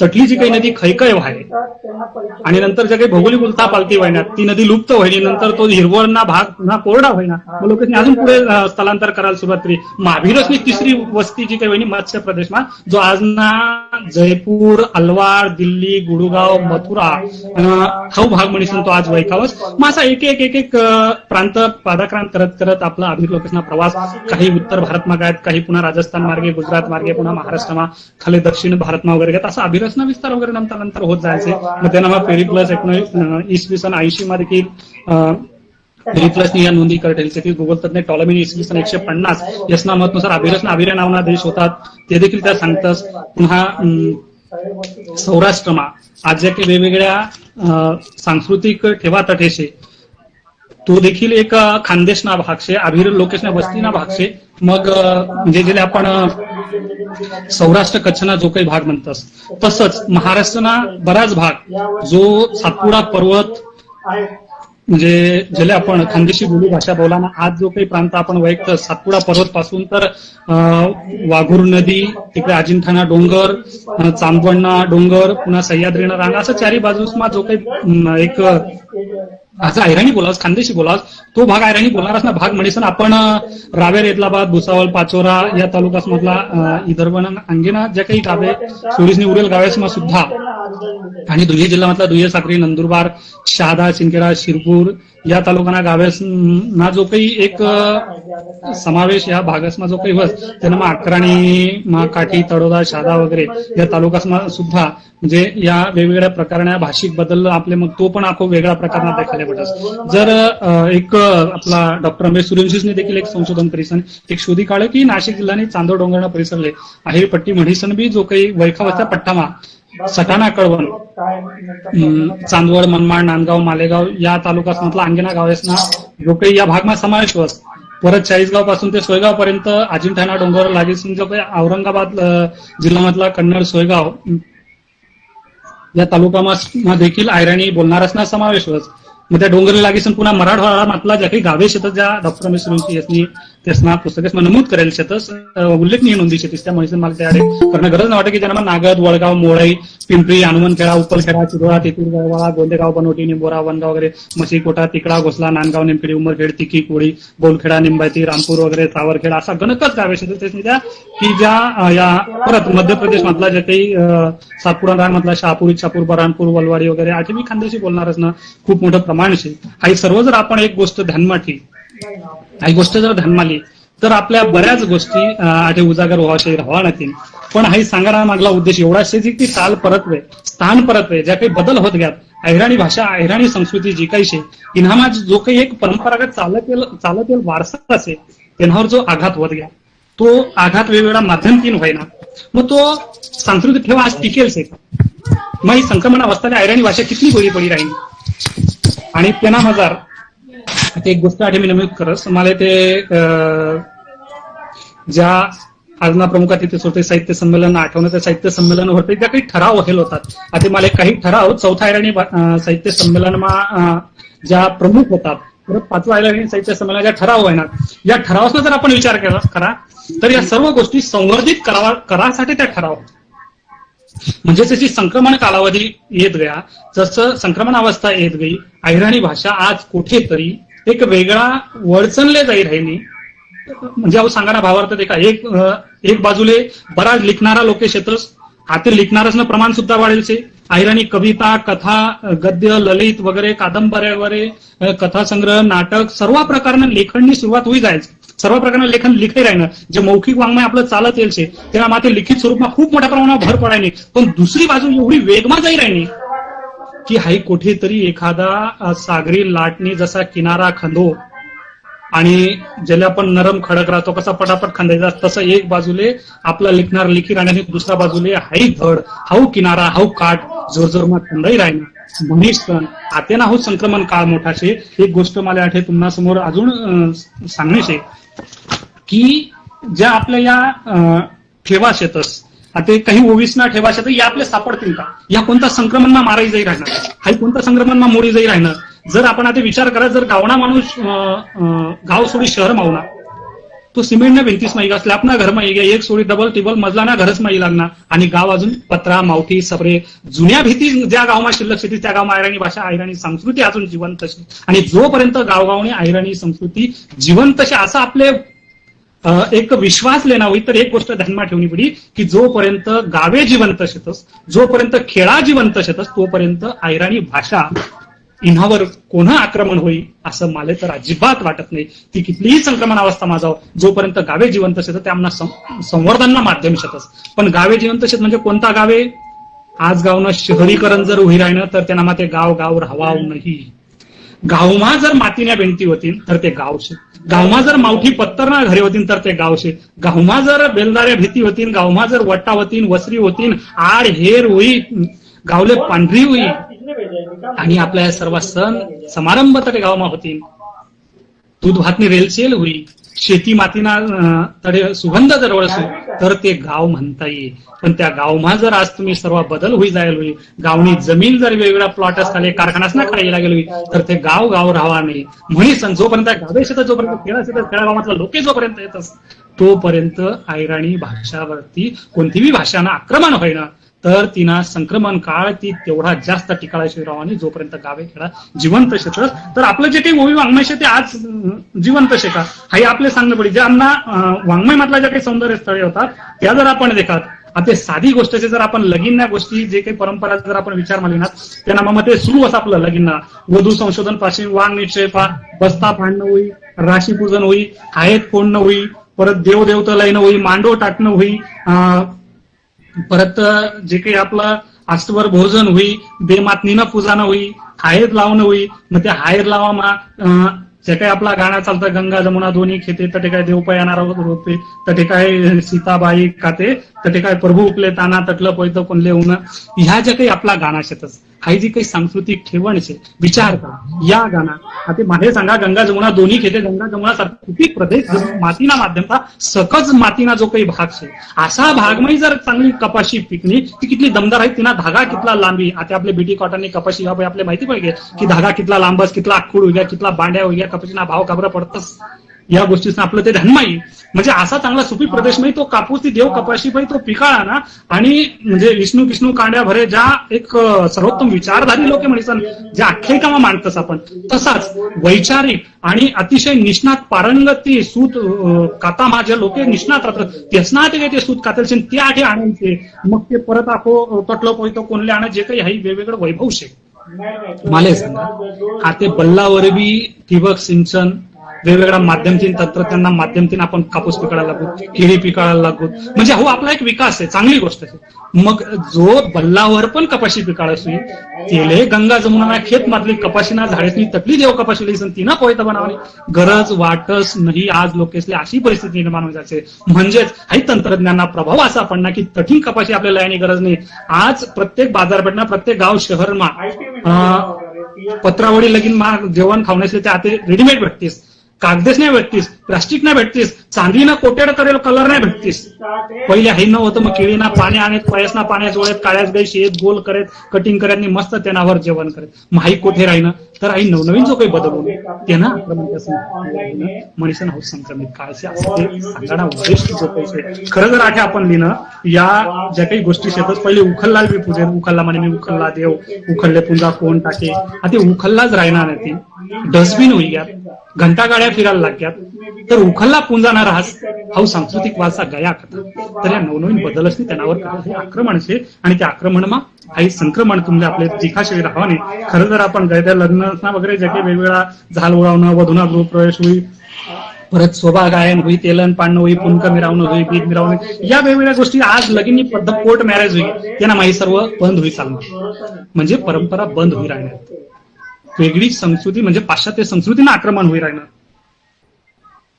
तर या आक्रमणमा आता आपला लोकगीते आपली संस्कृती नेमकी कोठे टिकेलचे कोठे राहीलचे या गोष्टींना जर आपण विचार करत आपलं ध्यान माहिती आपल्या ओवी शेतीत देखा बाप कसा म्हणेल की मर जिले राहिजो पाटपोट झाकी पाणी गिरणानं व्हायचो आठी खानदेशनी गिरणाना उल्लेख शे गिरणावर जर पाणी लेवाले जाणं होई म्हणजे पहिले पाणी भराणी पद्धत होती डोकावर पाणी भावानी पद्धत होती घडावर घडा म्हणजे ठेल राहेत आणि ते शुभ मान आहे म्हणजे अशी पाणी भराणीची पद्धत होती बाप सांगितले की जर तुला गिरणावर पाणी भरायला जाणं होईल तर पाठपोट झाकीसन जायचो म्हणजे आपली आबरू आपली संस्कृती आपली घरनी इज्जत ही झाकी ठेवजो माय असं त्यासना संदेश आहे आता पाणी भरणंच बनवून गे बटन दाबताच पाणी घरमा लागस म्हणजे ते बाकीनं त्या ओवी आपोआप आज जर त्या ओवी वाचत तर आज ना समीक्षक असले समीक्षकच ही भाषा मी सांगायची आज ना समीक्षक असले या ओव्या आज दुर्बोध वाटतील त्यांना फारसा अर्थ घेतला दिसतो नाही कारण की ती परंपरा आज लोक पाहिजे म्हणजे तिना राहस विरायना गर्वाना जाब नको देऊ तू गांधारी थोडा दिन चालणं बहुदिननी अंधारी परत गर्व गोमाना असू देवा नाही जीवले गिऱ्हानं लागस चंद्रा सारखा देवले म्हणजे या ज्या काही ऐराणी साहित्यामधला ओवी मागल्या ज्या काही प्रतिमा जिवंत करायला होत्या त्यांना मौखिक वाङ्मयनी ते आज लोक होताना तिसना दिशी राहणार कारण की आज जे काही गर्व गांधारी चांद गिऱ्हाण वगैरे आज ते ठिकाणी आमले सोय राहिली शहरना लाईट इथला चमचम उया ती रातले सुद्धा आमले आकाश असं उजाय त्यांना मा दिखस अंधार आकाश म्हणजे अंधार पडेल रात आमले देखायला भेटत नाही रात सुद्धा आमच्या शहरात झगमगाट वेगळ्यात म्हणजे नाही जे काही आक्रमण होईना शहरीकरण जे काही अत्याधुनिक तंत्रज्ञान ते कुठेतरी ह्या सांस्कृतिक वारसाला धक्का लावणार असे एक ओळ अशी से देखा नको म्हणून आर मनशे असं कोण नाही लंकाना रावण त्यानं बी निघणं नाही नको म्हणून आर मनशे असं कोण नाही 14 चौकडीने लंका एक रातम बई गई हाते जग म्हटला श्रीमंत लोके भारतमा राहतस त्या नामातला काही आपला घरमा बी राहतस माही श्रीमंती येवानंतर आपले रावणनी लंकाची दूर वाटे ते वैभवच गायब होई गे ते आकर्षणच गायब होई गे ती दरीच गायब होई चालली तर बाकी नाही या गोष्टी आपले काही या ओळी कधी ध्यान माहिती देशी देवराया धनसंपत्ती थोडी थोडी देशी देवराया धनसंपत्ती थोडी थोडी कळ्यावर बाय बाहेर नंदीसनी जोडी दिसी तर देवराया तू दिसी तर नको देऊ कपायना कुकू याले हात नको लावू म्हणजे कपायना कुकूसाठी देवपा मागणं करणारी माऊली माले नंदी बैलसनी जोडी वगैरे नको देणं होई ते मला कुकुले आहे तिथे अशी आपली माय माऊली त्या ओवीसना माध्यमातून मागणं करे देवले म्हणजे आज जर विचार करा नंदीसना जोड्या कोण मांगस आमना शेतकरीना घरनी जी माय माऊली होई वावरमा जाणारी तीच नंदी तिले नंदी माहिती तिले बैल माहिती गाय कोणती गोरा कोणता दांड्या कोणता बैल कोणता जर्सी कोणता गावराणी कोणता नागोरी कोणता त्या माय माऊलीले त्या बैलेसना जातीन सर्व त्यांना प्रकार माहितीच आहेत पण शहरमा राहणारी आमची माय माऊली जर नंदीच माहित नाही ती नंदीनं मागण्या देवपा का करी कुकूच राहणार नाही तर टिकली लावणारी आम्ही मायमावली म्हणजे जो काही बदल होत चालणार त्यांना मग सांस्कृतिक वारसा हाही आमना ओवी वाङ्मय हाही कुठेतरी आमना काही दिवसेंदिवस लांब जाईल आहे ना सांगा मुद्दा तोच आहे. आणि तर यांना अजून काही गोष्टी ज्या काही शेतीस तर एक गोष्ट मला या ठिकाणी नमूद करणार होता. आपल्या सर्वांना माहिती की एक आग्यानं बोण म्हणतोस आपण गावमा एखादं ते किरकोळ रास त्यानं मांगला भाग म्हणजे पार्श्वभाग तो चमकस आणि तेना उजायमा तो रातनावळ तो दिन्ना गुच्चुपटी राहत बिचारा असा त्याला बेगडी म्हणतस. बेगडी किंवा त्याला आपण कलाभूत ऐरणीमा त्याला शुद्ध शब्द आहे कलाभूत म्हणजे दिव्याच्या उजेडानं वऱ्हाडी वापरती यांच्या शाली आले कलाभूतच हे कधी. आता लगन याव जरी आपला खेडागावास मराय तरी देखील दिवा लाल राहत कंदी लाल राहत त्यांना उजायमा त्यासन्या शाली एवढ्या झळकेत की त्यासनावर ते कलाभूत असं त्यानं ते सुद्धा चमका लागतात त्यांना सुद्धा उजायापर्यंत कलाभूत म्हणजे आग्यानं बोंड जे काही आपण म्हणतो ते किड ज्यांना पार्श्वभाग चमकस. तर लोकेशन्या शाली त्या काळना आमना खानदेशी वैभव की दिवानं जरी उजाय होई तरी सुद्धा त्यासन्या शाली त्यासनं ते वस्त्र असं चमके ते वऱ्हाडात होतं फिरेत ते सुद्धा त्या कलाभूत सारखं चमके माते दिवाच राहणार नाहीत लाईट घ्या दिवा राहणार नाहीत त्या शाली राहणार नाहीत इसनं चमकणं ते दिसावणे. तर मला सांगा हा कलाभूत आपले काही माहीत पडी म्हणजे हा कलाभूत आते कलाभूतने ह्या ओवी आपला समीक्षक असले आपला अभ्यासक असले आपला ऐरणी लिखणार लोक असले या दुर्बोध वाटी राहण्यात चुला म्हणे चुला देव लाया चंदनन्या खपट्या कायशीचे सव्वाखंडी या अन्नी कीर्ती मोठी आता चुलाच राहणार नाही गॅस ही घ्यात. आणि परत आपल्या ऐरणीमा वेगळं आक्रमण कसं गॅस घ्या आपण सिलेंडर म्हणतात मराठीमा वेगळं म्हणतात इंग्रजीमा आपल्याकडे सिलेंडर नाही म्हणतात आपल्याकडे ऐरणीमा सिलेंडर म्हणायला लागतात. परत आपला ज्या काही भाऊ सुरत वगैरे गुजरात त्याच साईडला जायचे त्या म्हणतात बाटला लावून असे सलाईनलाही बाटला म्हणतात सिलेंडरलाही बाटला म्हणतात आम्ही गमा असं असे म्हणजे या जे काही वेगवेगळ्या भाषेसनं शब्दसनं आक्रमण आहे जे काही राहिलं ती ऐरणी संक्रमण अवस्था जाईल माही संवर्धन व्हावासाठी काही ओवी वाङ्मय काही मौखिक वाङ्मय काही टिकी कसं याचा उपक्रमसना माध्यम केल माते हे टिकाळासाठी याचे काही उपक्रमना माध्यम शेत या खूप मोठा शेतस आणि येणामा अजून ज्या काही गोष्टी येतील जसं आपण जर सांग वासुदेव म्हणत दान पावलं नथू सावंताला दान पावलं आमच्या डॉक्टर सावंत मॅडम त्यासना पीएचडी ना ग्रंथमध्ये लिखितेलचे म्हणजे मग ते सावंत घराण्यानं त्यातले दान पावलं वासुदेवेस वगैरे दान पावलं पंढरीच्या इथं दान पावलं विकास पाटलांना दान पावलं असा पद्धतीने जेना घरना अंगणमा तो वासुदेव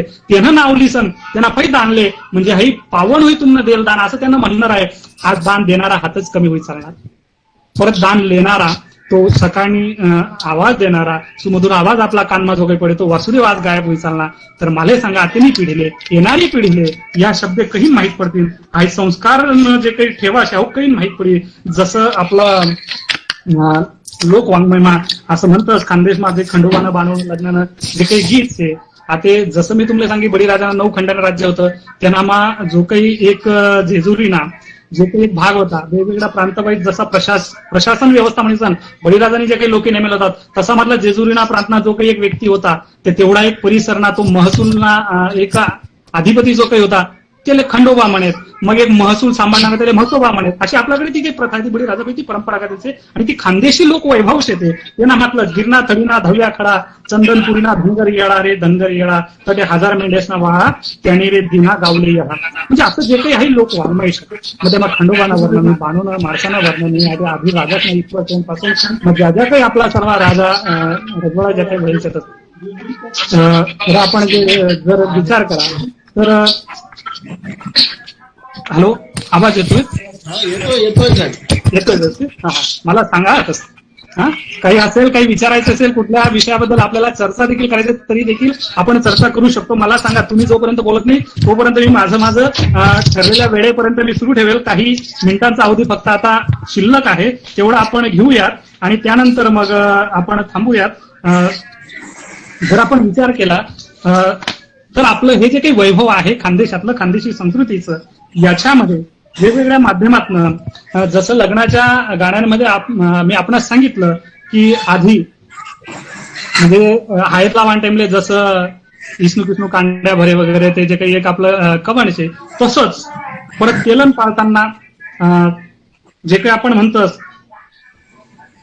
तेलन पाळताना जे काही गाणे म्हणतात त्या नामा इनी सोनानी कोयंबी इना चांदी ना दूतला इन नागमोडी रई लोणी काढे घाई घाई आता येनामा जे काही नागमोडी रई लोणी काढे चांदीना दुतला, सोनानी कोयमी, ह्या ज्या काही शब्द प्रयोग केले ह्या ज्या काही प्रतिमा उभ्या करेल शेतीस ह्या कवय चलन पाळान टाइमले या बोलतस आपल्या दल्ल्या माय मावल्या तोय बोलतीस. तर एक गोष्ट ध्यानमा ठेवा, या प्रतिमा आपल्या ऐरणीमध्ये एवढ्या जबरदस्त उभ्या करेल शेतीस आज त्या प्रतिमा काबर दिसणी राहणार, कारण की त्या गाणा म्हणानं दिवसेंदिवस लोप होई राहणं. जर आपण विचार करा ते पहिला आमना गाणा कसा होता, तात्याना गाणा डीजे लावायचास त्या तेलन पाडणाऱ्या 2-4 आपल्या मायमावल्या तेलन पाळी देतो आणि त्यास नवी अर्ध तेलन ते तेलन ना त्या गाणासवर आणि अर्ध तेलन या डीजेना गाणासवर. मग डीजेवर कसा गाणा चालतं येण्यावरती या 2 गोष्टी आपल्या ध्यान माहिती. पहिले लाडा लाडी बना बनिले वेगवेगळा म्हणजे 8 दिवस 15 दिवस पहिले लगीना गाणं म्हणानं सुरू आहे. आता डीजेना गाणं सुरू होई जातं.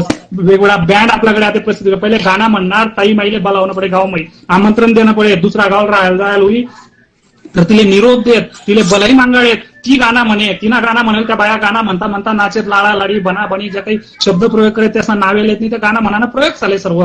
पण आते या डीजेवर आपल्याकडे बँड, अंबनेरना बँड, सटाणाना बँड, जळगावना बँड, गिरणना बँड असं नेरणारा गावेस ना वरतही त्या बँडना नाव घेत. म्हणजे देखा या गाणा या कवणे आणि त्यासनावर होईल आपला या आत्याना अत्याधुनिक गाणासनं या सर्व साहित्याना इन्स्ट्रुमेंटना जो काही परिणाम होईल तर खऱ्या अर्थातील आत्या ऐराणी म्हणजे जे आपण म्हणतस जे काही बऱ्याच शिक्षक मंडळी पण म्हणजे मी तुम्हाला सांगा वार फ्रंट आणि कोल्ड फ्रंट, उष्ण हवा गरम या आघाड्या राहते एकमेकाला ठेवते. जी जोरदार राहते वर जात, जी कमी प्रभावनी राहते खाली चालणी जात. 2 विचार राहतात, एखादा जोरमा बोलत होई, 2 जीवन राहतात, एखादा जोरमा बोलत होई त्यानं चुकी नका व्हायना लोक त्यानंच खरं वाटत, जो बिचारा आमाई कोमाई बोलत त्यानं खरं वाटत नाही. तशी अवस्था जाहिराणी इतर भाषासना या दडपणमा इतर अत्याधुनिक याच्या काही नवनवीन गाणं तयार व्हायला शकतात. मग आता या गाण्यासनं जर आपल्या नवीन गाणं देणं होईल जसं आपला अंबरनाथ प्रकाश पाटील पिंगळवाना यसनं गाणं घुंगरू बालवाला असं जे काही गाणं शेतात.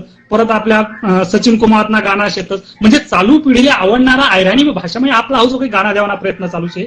परत आपला आटला बाबू लंगड्या वगैरे ज्या काही गाणं होतील, इतर ज्या काही गाणं होतील या सर्व आतेच चालू जे काही आकाळी लावतो ना प्रेमले वगैरे डोंगर हिरवागार वगैरे. ते डोंगर हिरवागार तो आठला डोंगर हिरवागार जरी म्हणेल तरी तो मध्य प्रदेश पर्यंत गाणं वाजवतं, गुजरातमध्ये गाणं वाजवतच. आठला जरी शेंदुर्णीनं आपला बँड पार्टीवालाच ना मग सर्व आमला शेंदुर्णी जी काही मंडळी आहे त्यासना गाणं होतील.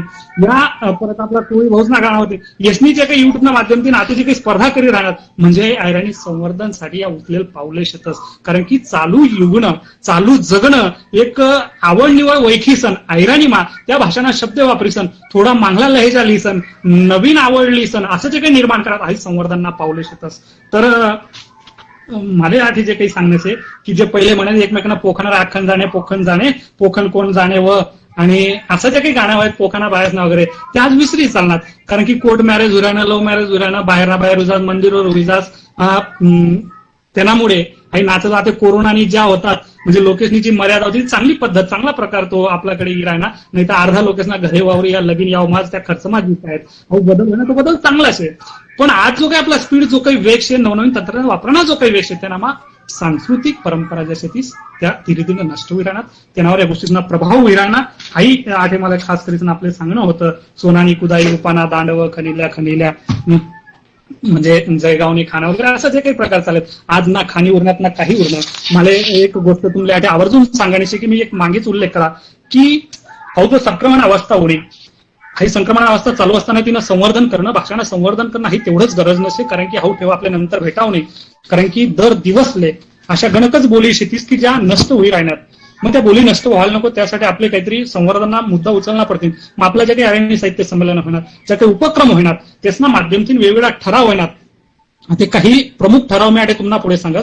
4था अखिल भारतीय ऐराणी साहित्य संमेलन नाशिकला ज्या ठराव येतात विद्यापीठात ऐराणी आणि बोली भाषांचे अभ्यास केंद्र व्हायला पाहिजे. ऐराणीला स्वतंत्र भाषेचा दर्जा मिळाला पाहिजे. ऐराणीत लेखन व्हावे यासाठी प्रोत्साहनपर मदत केली गेली पाहिजे. म्हणजे असा प्रमुख ठराव तडे नाशिकना संमेलना मांडणार. पुन्हा 5वा ऐराणी अखिल भारतीय स्तरावर संमेलन होणे की ज्यांना पुन्हा ठराव मांडतात. काही प्रमुख ठराव तटला विषयतच की खानदेशाची ऐराणी भाषा आणि लोकभाषा या राष्ट्राच्या संपत्ती आहेत. या संपत्तीच्या संवर्धनाकरिता कवयित्री बहिणाबाई चौधरी उत्तर महाराष्ट्र विद्यापीठात स्वतंत्र अभ्यास केंद्र मंजूर करावे हा एक ठराव होता.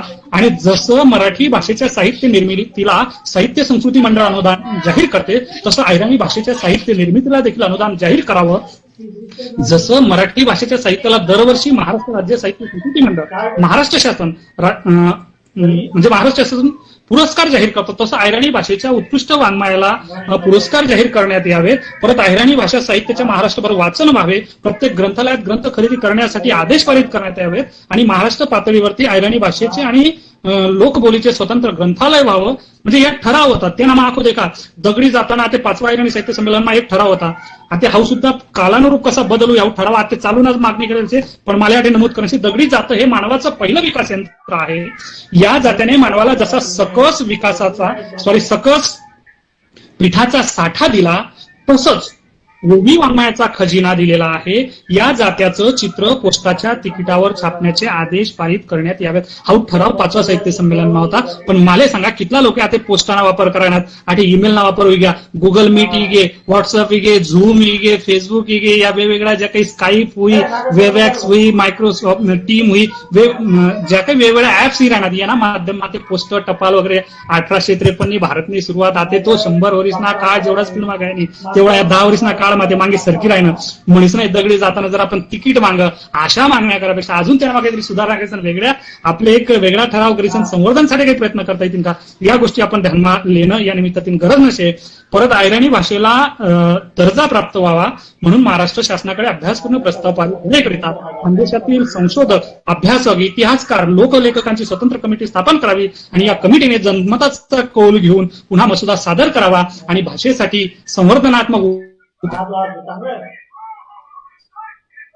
उपाययोजना द्याव्यात असा ज्या काही ठराव करायला येईल तर मला सांगा ही एवढं शाहूक छोटासा प्रयत्न या संवर्धनासाठी ठरावच्या माध्यमातून आपला या उपक्रम जो काही प्रयत्न असेल तो संवर्धनसाठी आपला जो काही अहिराणी साहित्य लेखन, कविता, कथा, ललित, गद्य वगैरे कादंबरी असणार वेगवेगळ्या साहित्य लेखना माध्यमातून जो काही प्रयत्न राहणार तो सुद्धा एक संवर्धन एक पर्याय म्हणून तो उभा राहिला. वेगवेगळ्या साहित्यिक संस्था संघटना होती म्हणजे जसं आपलं उत्तर महाराष्ट्र खानदेश विकास मंडळ आहे, आपलं खानदेश साहित्य संघर्ष आहे, परत अहिराणी साहित्य परिषद होई, परत वेगवेगळ्या फेसबुक पेज आता चालवा माहीत राहणार, पुण्याले बराच साहित्यिक संस्था खानदेशी लोकेशना काम करणार, आपलं मुंबईला आपल्यासारखा लोक बराच उपक्रम राबवणार वेगवेगळ्या संस्था संघटनाच्या माध्यमातून, गुजरातમાં वेगवेगळ्या संस्था संघटना काम करतात म्हणजे संबंध महाराष्ट्रभर, महाराष्ट्र बाहेर गुजरातમાં, परत आपला हैदराबादले, इकडे उडीसाले आम्ही गेलो सुभाष अय्यर नाना आणि मी गेलो उडीसाले 2014 आम्ही गेलो.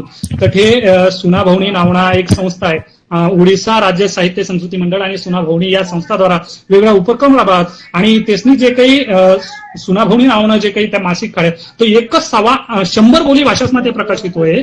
तर असं ते विजय महापात्रसनं ते एक गिनीज बुक ऑफ रेकॉर्ड मध्ये नोंद होईल. म्हणजे अशा काही उपक्रम शेतात जसं आपण आता खानदेशी वाणगी नावनं त्रैमासिक जवळपास 4 वर्ष पहिले चालला नव्हतं.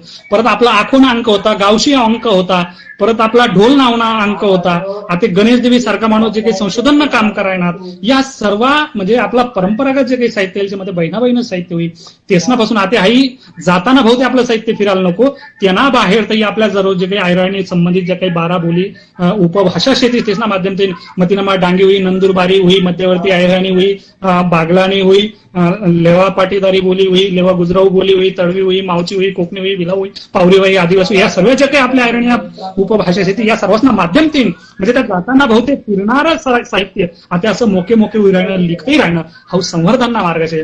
म्हणजे अहिराणीवर जो काही एक वेगळा काळना घात होई राहणार जसं उदाहरणार्थ दुसरा महायुद्धामा जपान सारख्या देशवर, अमेरिका सारखा देशवर जे काही म्हणजे त्यासना तो संक्रमण काळ होता. मग जपान सारख्या देशनी कशी सुधारणा करी म्हणजे त्यासना संक्रमण काळमध्ये त्यासनी कशी झेप लिहिली आज ना जपान आपला नजर समोर आहे. आपला भारतनी स्वातंत्र्य पूर्व काळ आणि स्वातंत्र्यानंतर काळ पहिला येईल सत्ता जे काही सत्ताधीश होतात त्यासना कचाटामुळे आपला भारत देश निघणार म्हणजे त्यांना संक्रमण काळमध्ये तो आज बाहेर निघायचा. आज त्यांनी जी काही वेगवेगळी प्रगतीना चौखूर तो मारी राहणार त्या गोष्टी आपल्या ध्यानात येणार पडतील. तसंच आज अहिराणी भाषेने जी काही गत असेल मग ती लेखना माध्यमातून, शासकीय माध्यमातून आणि एक महत्वाचा मुद्दा मला हे सांगणं होतं की आपण जो काही आता शासनने सरकारने म्हणजे भारत सरकारने जो काही निर्णय लिहिला जो काही एक नवीन शिक्षणना एक बदल जो काही क्रिया 2-4 दिवसापूर्वी जे काही बातम्या झळकण्यात त्यांना मग मातृभाषा शिक्षण देवाना वगैरे जे काही राहणं खरं तर सांगाणं हे मातृभाषानं जे काही एक 2 पैसे आणि 2 पैसे जर आपण विचार मांडले तर एक काही गोष्टी आपल्या ध्यानात येतील की ना नेमकं काय शे की कोठीन कसा प्रवास व्हायला पाहिजे मातृभाषानं. कारण की या जे काही आपल्या सर्व साहित्यिक खुणा शेतीस मातृभाषाમાં शिक्षण कारण गणपतीना व्हापेक्षा गवत, गोमतीर, गौशा, अवशा असं जे काही शब्द राहतात म्हणजे आपले आकुंचन प्रसरण एखादा विज्ञाना नियम जर सांगणार होईल तर गाळानी मांडवी सांगणी पडी, ती गाळानी धाव सांगणी पडी जी बहिणाबाईनी वापरेल ती म्हणजे ती मांडवी कशी प्रसरण पावस, तिनावर शेतकरी कसं पाणी टाकस गाळाना चाकवर आणि पुन्हा ती टाईट कशी म्हणजे आकुंचन कशी पावस, या उदाहरणे आपला पोरसले म्हणजे मातृभाषा माना माध्यमातून जे काही शिक्षणात देवाना शासनात जो काही एक चालू ज्या काही बातम्या झळकण्यात तर त्या गोष्टी आपले कुठेतरी ध्यानमा लिहिसन तसा प्रकारनं जर शिक्षण त्यांना होणं तर ते खऱ्या अर्थातील उपयोग न होऊ शकत असं मला या ठिकाणी खास करीसन नमूद करावं असं वाटत. कारण की जो काही या पाऊल खुणासना भाग आहे खानदेशी संस्कृतीना ऐरणीना अभिरसण्या संस्कृतीना हा पाऊल खुणासना भाग आपले जिवंत ठेवणं पडी. मग तो वेगवेगळ्या माध्यमातून तुम्ही आपण सर्वजण जो काही प्रयत्न करा ना तो खरोखर वाखाणा जोगाशे म्हणीसन या माध्यमातून आपण जर एक विचार करा तर असं म्हणतं की सर्व जगणांना जर म्हण मी येळा म्हणा शेभाऊ ऐराणी मन भाषा आणि मी खेळा म्हणा शेभाऊ ही भूमिका जर आपले बदल नाही त्या पद्धतीनं एक उच्च दर्जानं साहित्य आपल्याला निर्माण करणं पडी. कारण की ऐराणी साहित्यामा सर्व प्रकारनं साहित्य आज येवाले लागी जायचे आणि त्यांना उत्कर्षासाठी त्यांना विकाससाठी जो काही वेगवेगळा प्रयत्न आहे चालू शे. मागला काही दिवस पहिलेच आमनं विकास पाटील सरसचे जे काही बोलणं होईल त्यांना मग त्यासना जो काही एक आतून प्रयत्न होता की आपण साहित्य संमेलनासनं जो काही थांबेल गाळाशे त्यांना चांगले कुठेतरी धक्का मारायला पाहिजे. कारण की जवळपास 5 वर्ष यात 5वं अखिल भारतीय ऐराणी साहित्य संमेलन व्हाले 5 वर्ष व्हानंतर सुद्धा 6वं अजून व्हायला नाही. तर मला 8 जाहीर आव्हानाचे सर्व आपल्या संस्था संघटनासना माध्यमातून खानदेश साहित्य संघटना माध्यमातून ज्या जेसनी हा इडा उचलेल राहस तो तेसनी एक पंचवार्षिक पुरी व्हाना पहिले तरी किमान तेसनी तो पुरा करो अशी म्हणी तेसले विनंती शे. आणि जर तेसना काही शक्य नाही होणार तर तसा शब्द तेसनी या सर्व साहित्यिक संघटनासले देवो. मग जसं आठे मी तुम्हाला सांग मग खानदेश मातला संशोधक अभ्यासक इतिहासकार आणि लेखकसना माध्यमातून एक नवा गाळा तुम्ही आपण सर्वजण उभा करसू आणि त्या माध्यमातून हाई लेवाना प्रयत्न करसू. कारण की राजकीय लोकेसना बरोबर जसं फक्त रोहिदासदाजी कुणालबाबा पाटील यसना माध्यमातून या खरोखर महत्वाना व्यक्ती तर यसना माध्यमातून 2 साहित्य संमेलन म्हणा 4थं आणि 5वं तर दुसराच जर तो विडा उचला तर त्याने तो पण निभाडायला पाहिजे. मला आठवण एक आवर्जून सांगण्याचे कारण की आठेनी जो बसेलचे आपला समोर जो विचार मांडाले पटेलचे सर्व राजकीय क्षेत्रे बाजूले काढीसन पटेलचे म्हणीसन हा साहित्यिक भावशे साहित्यिक मुद्दाशे साहित्यिक अस्मिताशे ऐराणी ना हा भावशे ऐराणी भाषाचे आणि त्या माध्यमातून हा एक मेसेज देवानं हा संदेश देवानं मला एक महत्वानं वाटणं म्हणून मी सांगा की यांना पुढे आपण सर्वांनी अवगाळा हाकासाठी जसं विकास पाटील सर्व होतील वेगवेगळ्या संस्था संघटनांना माध्यमातून या काम करणारे लोक होतील यसनी एकत्र येसन हा आपले खरोखर पुढे लिजावानं ही एक आपले पारायण नक्कीच करणं पडे. एवढीच माफक अपेक्षा मी आठे करस आणि बराच वेळ होईल जवळपास 1 तास पूर्ण होईल. कारण की प्रमुख अतिथीसनं जे काही भाषण बी भाग होता त्याचा मनोगतनं बी जो काही भाग होता तो पण मी आठे आवरी लेलसे. आणि जर आपले काही चर्चा वगैरे कराणी होई 2-5 मिनिटानंतर आपण ती करू शकतस जर आपलं तशी तयारी होईल तर मी आठे आपला समोर जसं ऐराणी वेगवेगळं साहित्य असतं तसं ऐराणीमा शेर सुद्धा राहतच तो एक मी आठे शेवटला सांगतो आणि थांबणारचे कळबानी आवीवर भांदा ढोरे पण हिरवा खोंडे याद राहतस वरफळा दकी दकी हातवर कपाशीना बोंडे याद राहतस शिकी सौरी जाऊ द्या पुढे कितला बी काय फरक पडत गावनी पांढरी आणि ऐराणी बोलणारा तेवढा लोके याद राहतस. आणि आपलं हे खरोखर आपलं जे काही काम शे यांना पुढे साहित्याने ऐतिहासिक नोंदीसमा यांनी गणना नक्की होणार शे.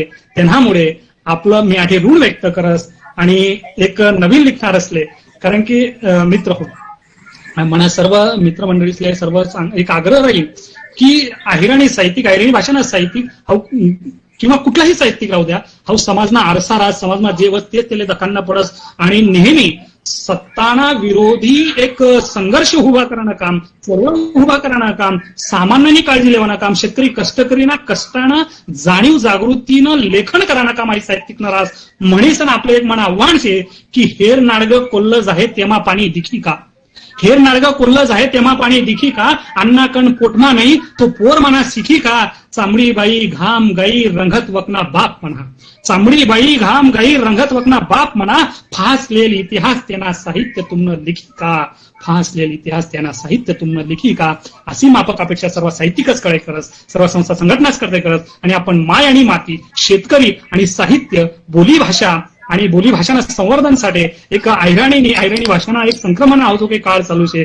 आणि त्यांना आपले काय संवर्धन कसं करता येईल वेगवेगळ्या एक उपक्रमासना माध्यमातून येण्यासाठी याच्यासाठी आपण जो काही हा उपक्रम चालवला त्याबद्दल आपले मी या ठिकाणी धन्यवाद व्यक्त करतो आणि याच्या पुढे आपल्याद्वारा असेच उपक्रम राबवले जावेत अशीच एक माफक अपेक्षा करतो आणि या ठिकाणी थांबतो. सर्वांचं आदरणीय विकास पाटील सर, आमच्या आदरणीय सुनीता बोरसे मॅडम आणि आता बाकी सर्व जाणकार मंडळी या ठिकाणी सर्व एकमुखाने सांघिक पद्धतीने जो काही हा उपक्रम चालवत आहेत, मी प्रातिनिधिक स्वरूपात फक्त यांची नावं घेतोय. तर आपलं देखील काम तेवढंच महत्वाचं आहे. त्यांच्या सोबत राहून आपण जे काही काम उभारलेलं आहे ते तेवढंच मौलिक आहे. अहिराणीच्या उत्कर्षासाठी आहे, भाषेच्या संवर्धनासाठी आहे आणि खानदेशी संस्कृतीच्या म्हणजे उद्धारार्थ आहे.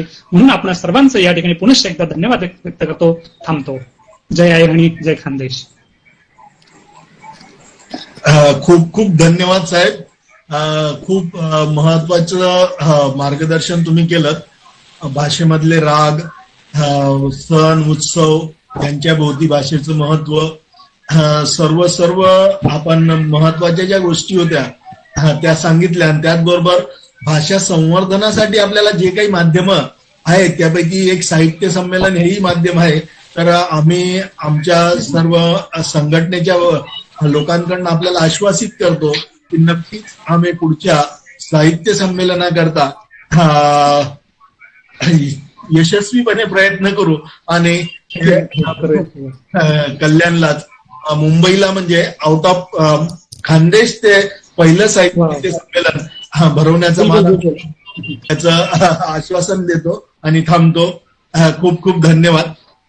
आदरणीय प्राध्यापक किशोर पाटील सर यांच्याकडे पुढची सूत्र सोपवतो. नमस्कार.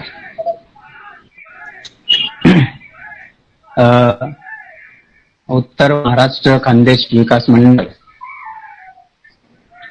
कल्याण आयोजित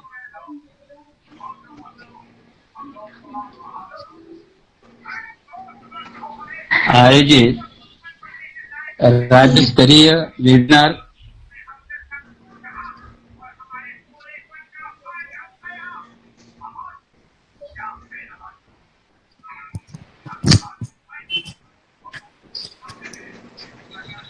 हॅलो सर, आवाज येत नाही तुमचा. Kishore Patil sir, hello. Sir network मध्ये बोरसे मॅडम. सर हा येस बोला. सर. ते नेटवर्क मध्ये okay Borse madam. Yes sir. तुम्ही घ्या सूत्र. Yes sir. Okay sir. Okay sir. हा, तर आजच्या या वेबिनारचं चौथं पुष्प माननीय आणि सुपरिचित असं मान्य सूर्यवंशी सरांनी इतकं सुंदररित्या रोवलेलं आहे आणि अहिराणीचा तितका त्यांना अभिमान आहे, तितकंच त्यांचं प्रेम, ओतप्रोत प्रेम, तितकाच त्यांचा व्यासंग, तितकाच त्यांचा अहिराणीवरचा कमालीची कण. त्याचप्रमाणे याच गोष्टी आपण जरी जाणत होतो किंवा जाणत असताना सुद्धा अशा काही गोष्टी त्यांच्याकडून, सरांकडून आपल्याला आज ऐकायला मिळाल्या, त्या खरोखर वाखाणण्यासारख्या. उगवतं त्यांचं आजच नव्हे, जेव्हाही ते करतात ते खूप उगवत असतं. अभिरांचा म्हणजे अहिरांचा देश, कळ लागली म्हणजे बळ आलेच, कळ लागली म्हणून बळ आलेच. खानदेश नावाची उत्पत्ती, त्याचप्रमाणे कितीतरी त्यांनी उदाहरणं दिलेत की खानदेश हे नाव आपल्या खानदेशाला कशा प्रकारे पडलं असेल.